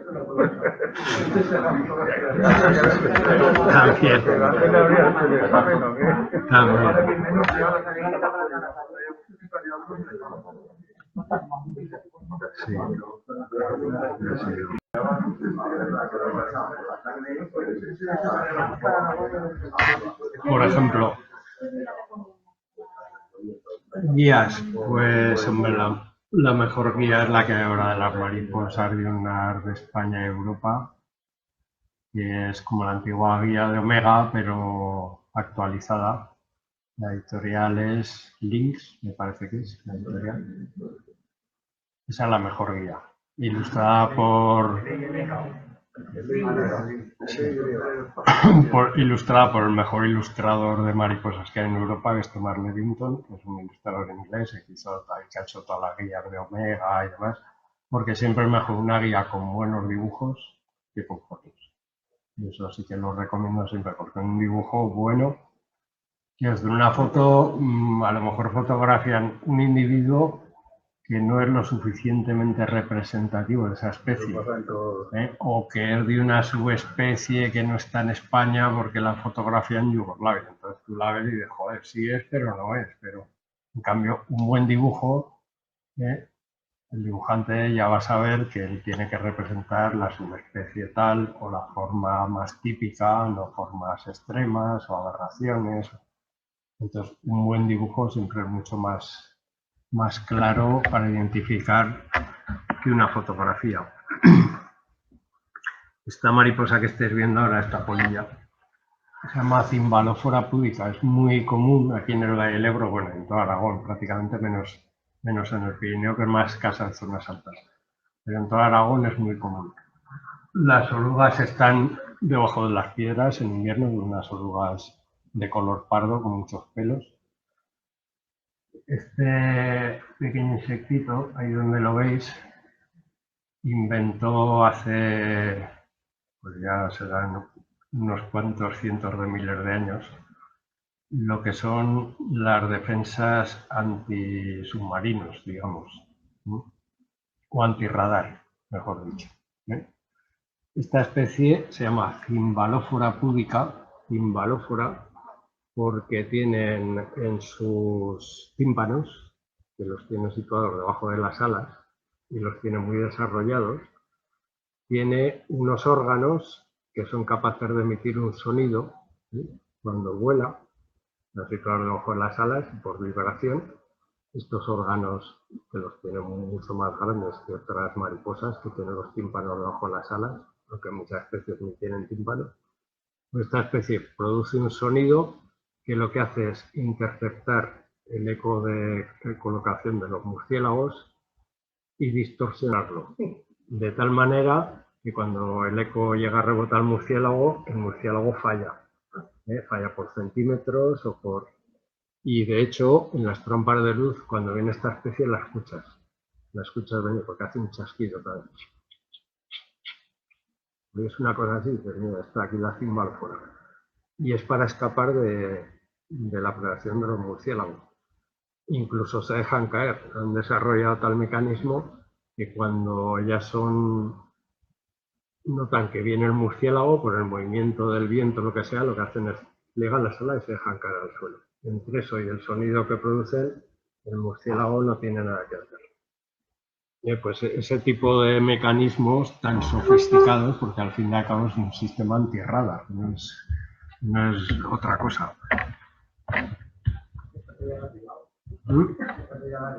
Esa. Thomas Levington, esa es. Esa es la mejor guía que hay hoy en día para identificar las mariposas de España o de Europa. Vamos. Y bueno, esta es la que me enseña antes una foto a alguien poniendo huevos. Es esta, Artea villica, que es una especie muy común. Y aquí tenéis un ejemplar aberrante o anómalo. Fijaros las manchas blancas, como son mucho más extensas y se funden. Esto es una forma individual, pues bueno, uno de cada 2000 individuos pues tiene esta pequeña mutación. ¿Hay mucha diferencia en los patrones? ¿Hay mucha variabilidad o es bastante estable? Depende de las especies. Hay especies que son muy polimorfas, tienen individuos donde los caracteres alares se combinan de mil maneras posibles, y hay otras que tienen siempre el mismo aspecto, con muy ligeras variaciones. Y esta especie, pues bueno, tiene lo que se quería antes dos subespecies en la península ibérica, Artea villica villica y Artea villica angelica. Artea villica angelica ocupa el sur de la península hacia abajo y esta ocupa la parte norte. Se creía que eran dos subespecies y ahora por genética y por otro estudio se ha visto que son dos especies independientes, que se diferencian externamente bastante bien además. Bueno, esto es Litosia quadra, que es una de las especies más comunes que hay arriba en el Pirineo. Y a la trampa de luz este bicho a veces es abundantísimo y se alimentan las larvas de líquenes de los árboles. La oruga come líquenes. Hay muchas especies que comen líquenes. Y esta es una de ellas. Onestis pruni, que es una especie que está en regresión. En el Valle del Ebro antes era más común y cada vez hay menos registros de este bicho. Incluso ha llegado a ser plaga de frutales en España en los años 40. Ahora es una especie que apenas se ve por los pesticidas, la eliminación de los setos, bueno, el estado en el que tenemos los bosques de ribera, en fin. Y esta es una de lo que os digo que lleva a vivir 14 años, Seriogaster lanestris. Esta no es la especie protegida, pero también es muy longeva en el estado de crisálida. Esta especie, pues bueno, hay años que no la ves y hay otros años que por lo que sea es más común, por causas climáticas sobre todo. Y Pluralotti, la hembra, Upuecilocampa populi. En invierno hay mariposas, la gente piensa que las mariposas son de verano, de primavera, pero en invierno hay bastantes especies de mariposas nocturnas, ¿no? Que vuelan incluso con mucho frío, que tienen, como estas que hemos visto que suben, también tienen anticongelantes y son capaces de aguantar temperaturas muy bajas. Esta es una de esas especies, Upuecilocampa populi, que yo ahí donde vivo pues es relativamente, no voy a decir que abundante, pero todos los años la veo y sale justo después de las primeras nevadas. Están las primeras nevadas en el Pirineo y cuando ese año empieza a derretir y salen un par de días un poco buenos, pues por las noches aparece. Desde diciembre, enero, es una época de vuelo. Son mariposas que tienen el cuerpo, el tórax y el abdomen totalmente cubierto de, no pelo, porque son escamas, pero modificadas para parecer pelo y eso las protege del calor. El calor interno que genera al volar, este abrigo que llevan retiene ese calor y les ayuda a tener, pues eso, actividad aunque haga mucho frío. Y tampoco se alimentan. La familia de los lasiocámpidos, a la que pertenece, no se alimenta ninguna especie.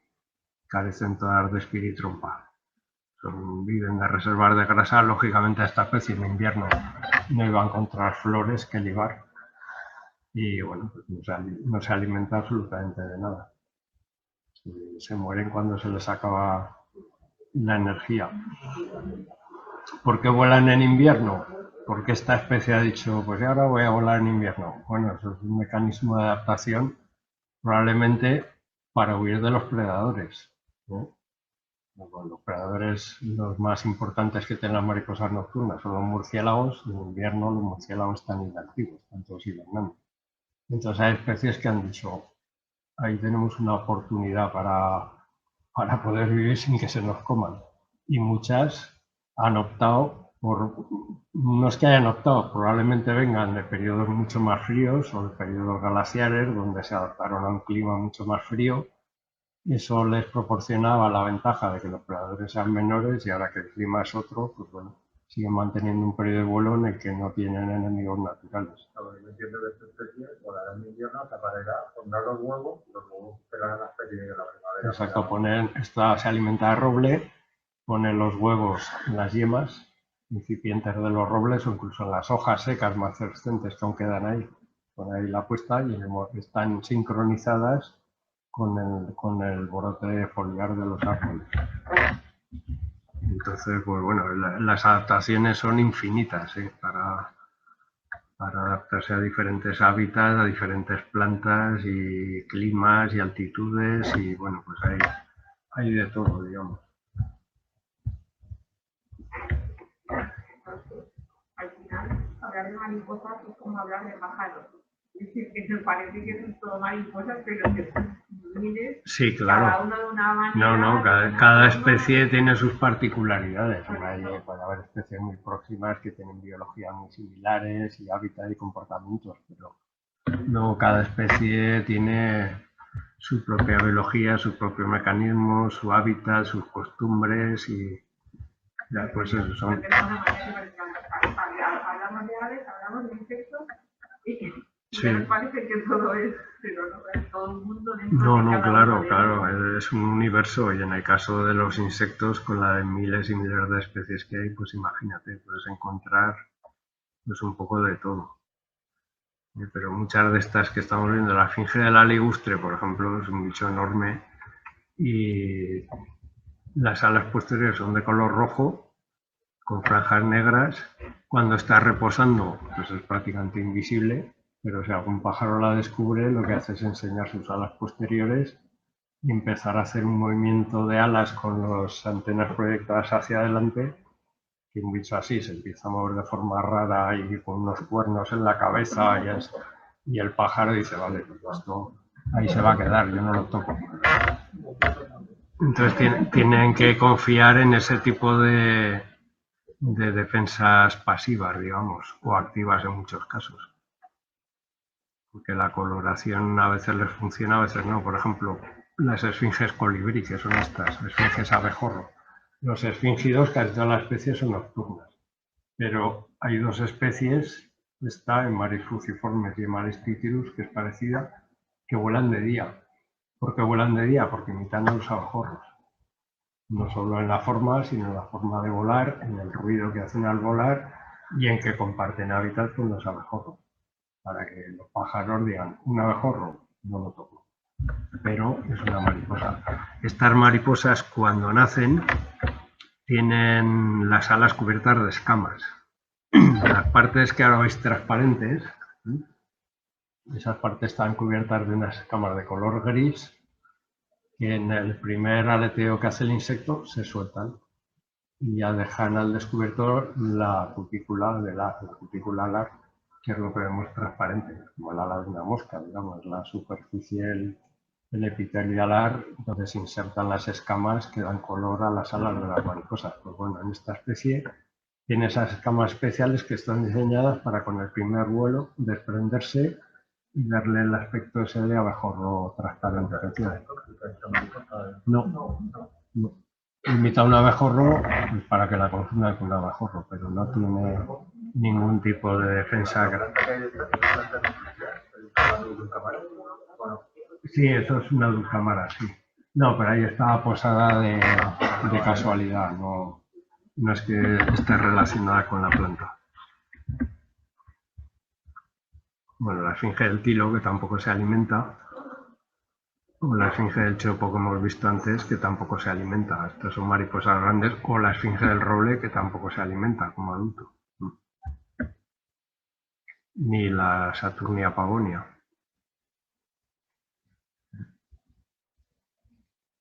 O el Ageliatau, esta que vive en Alledos, aquí en el Pirineo, solo está en la zona norte. Y bueno, pues este bicho tampoco se alimenta ni la Anterea perni, que es esta que es utilizada para la producción de seda antiguamente. Es lo que llamaban la seda salvaje. Y cuando oigáis hablar de seda salvaje, no es que vayan buscando por el capullo, por el bosque, porque eso sería de locos, sino que se utiliza la seda de otras especies que no son Bombyx mori, que tienen una seda con una calidad diferente.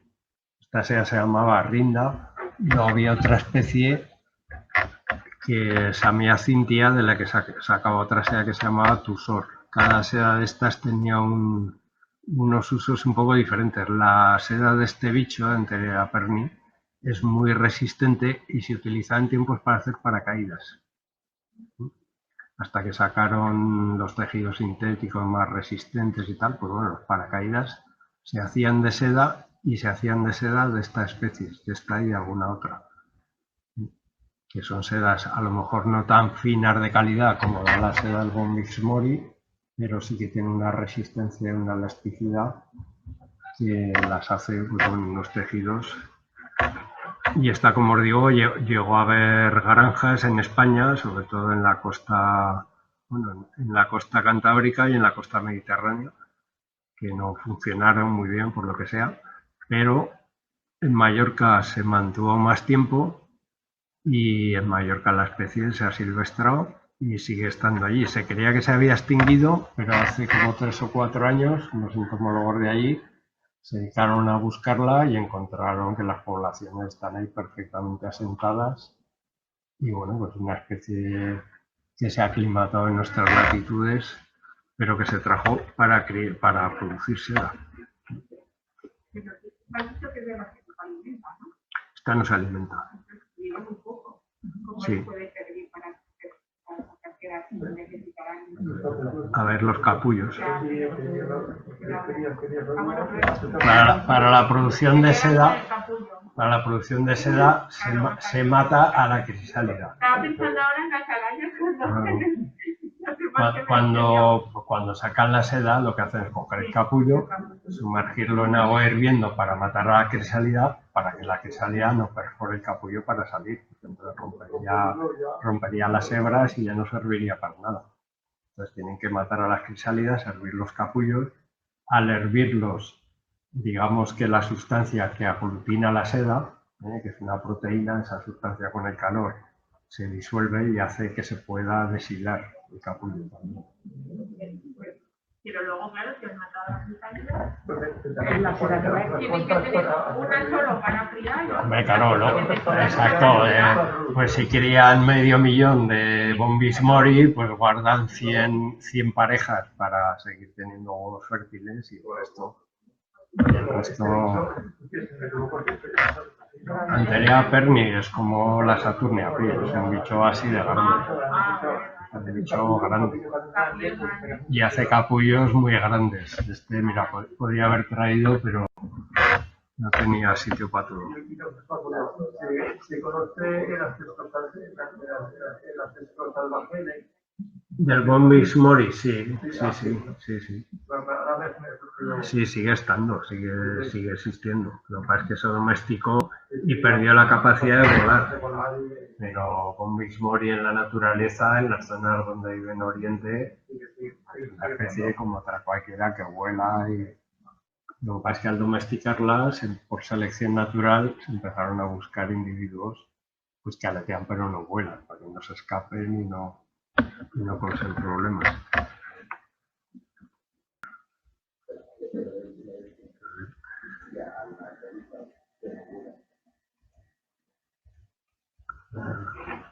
Bueno, este es uno de los pterofóridos, estos Wellerias pilodactylus, que es una de las especies más comunes de la familia esta de los pterofóridos. O estas especies braquípteras o ápteras, eso pasa en algunas especies de mariposas nocturnas, que las hembras no tienen alas, o las tienen atrofiadas y no las pueden utilizar para volar. ¿Por qué pasa esto? Pues probablemente es un proceso evolutivo porque son hembras que tienen una tasa de reproducción muy elevada, es decir, sus abdómenes van cargados de huevos, de 600 o 500 huevos en un minuto, pero eso les hace ser muy pesadas. Si este bicho volara, sería un vuelo lento y torpe, con lo cual sería una presa muy fácil. Entonces han optado por dejar de volar para moverse por el suelo donde son menos visibles, se pueden esconder entre piedras, escapar más fácilmente de los predadores y por eso no vuelan simplemente. Porque hay especies, pues bueno, por la tasa de reproducción que tienen y por su morfología, pues las hembras son excesivamente lentas volando. Y esta es una de ellas, que además es endémica de aquí, del Pirineo. Pharmacis pirenaica. No sé si habéis oído hablar del hongo este que recogen en el Tíbet, que tiene propiedades, se supone, curativas y mágicas y demás. Pues bueno, el hongo este, que es parecido al militaris, este que parasita muchas orugas. ¿Pero cordyceps ahora? Sí, un cordyceps. Pues hay una especie de cordyceps que ataca a las larvas de esta familia, de los epiálidos. Y ataca en concreto a dos especies que están en los Himalayas, Tíbet y bueno. Y es un hongo que sale en la oruga, que ha llegado la espora de él, fructifica, mata a la oruga, se alimenta de ella y es de esta familia precisamente. y lo buscan por sus propiedades medicinales y demás, que bueno, supongo que la mitad es pura superstición y pura superchería. Bueno, el cine sí, pues parece ser que sigue dando. Sí, pero puede tener propiedades medicinales, ¿por qué no? Claro, no deja de ser un... Y la militarismo que ataca es la profesionalidad del cine. Sí, Está enterrado. pues este es parecido, pero ataca además a estas mariposas, a los epiélidos, que es una familia de mariposas muy primitiva, que han evolucionado muy poco, de hecho tienen casi el mismo aspecto. Esto es otro piélido, esto es Epialum zumuli, que se alimenta del lúpulo y esta es más común. Pero aquí los epiálidos son los más grandes de este tamaño y tenemos 8 especies en la península ibérica. En Australia los epiálidos son de este tamaño y deben tener en torno a 400, 500 especies. Y de colores súper vivos y bueno, unas cosas increíbles. Y son de una familia de mariposas muy primitiva, que apenas ha evolucionado desde el Carbonífero, siguen siendo prácticamente igual.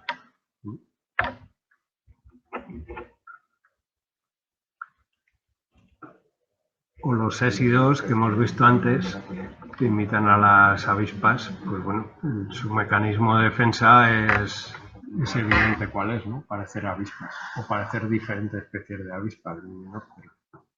Incluso hay algunas que imitan rábanos, en fin, imitan otros insectos que son peligrosos, digamos, y a los que los predadores no se atreven a tocar. Y estos bichos son muy difíciles de localizar. Se ven muy pocos en la naturaleza, sin utilizar con las feromonas, pues ya ves que son más abundantes de lo que parece, pero es que son prácticamente invisibles y los ve volar y es imposible diferenciarlos a simple vista de una avispa de verdad. Cuando ya lo conoces, pues sabes que sí, pero hay especies muy pequeñitas que imitan avispas pequeñas, están muy diversificados.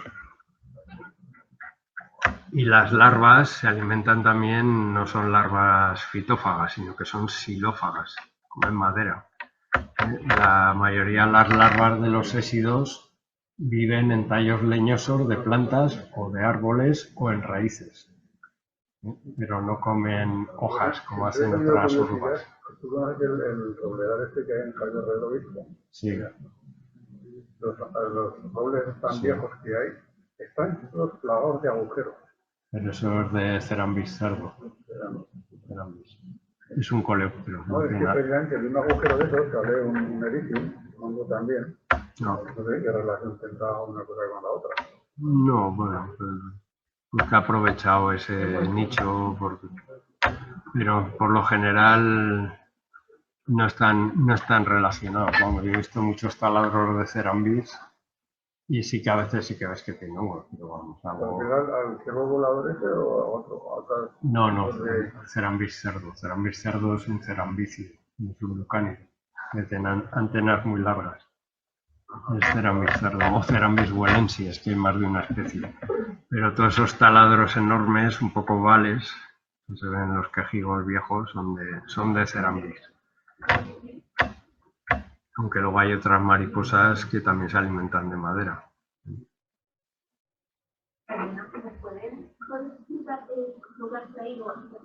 Sí. Son de Pues a ver, os cuento. Lo que he traído son mariposas diurnas de Aragón, no todas las especies, están casi todas, y están ordenadas por familias. Sabéis como cualquier otra animal o planta, están clasificadas por familia, género y esta es agrupada la familia de los piéridos. Los piéridos son estas mariposas blancas, amarillas, trabajadas, muy características. Con la familia de piéridos, y aquí están todas las especies de piéridos que hay en Aragón. Lo que he traído aquí en las vitrinas encontraréis a la izquierda el macho, por la cara dorsal, a la derecha la hembra por la cara dorsal y debajo macho y hembra por la cara ventral. Están puestas como de 4 en 4. En este caso, estos coleas croceas, que es la especie más común, por las partes puedes ir a 3.000 metros de la vez, que está en un efecto a 40 grados y la es una especie ubicua en todas partes.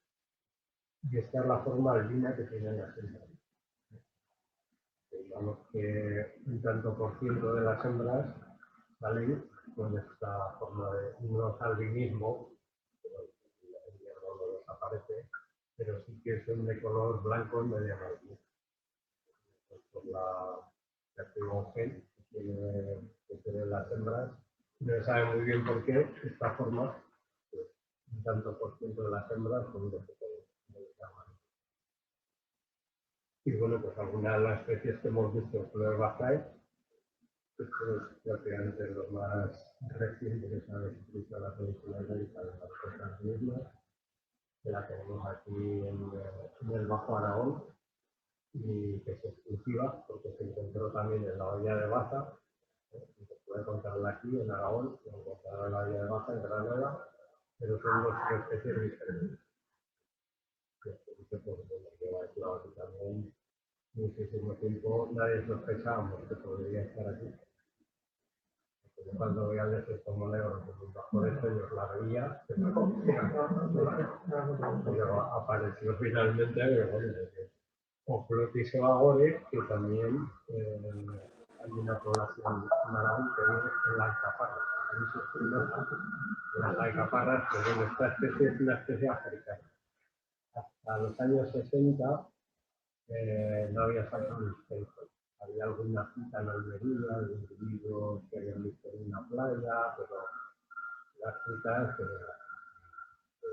era algo excepcional.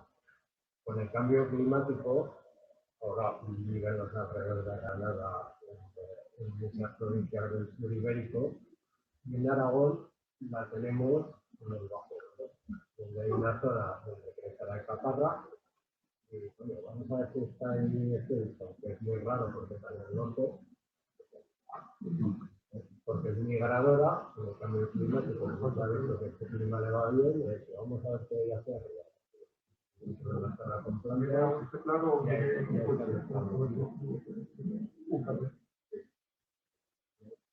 Y bueno, pues eso, un poco una referencia de estos son los sapirinos, que es una subfamilia, y los ninfalinos. Esto es la familia de los ninfálidos. Antes eran dos familias diferentes, ahora se han englobado en una sola familia. No, pero tienes una lógica. Además, ¿por qué? Porque estas mariposas, todos los insectos tienen sifá. Y las mariposas, por ejemplo, tienen sifá.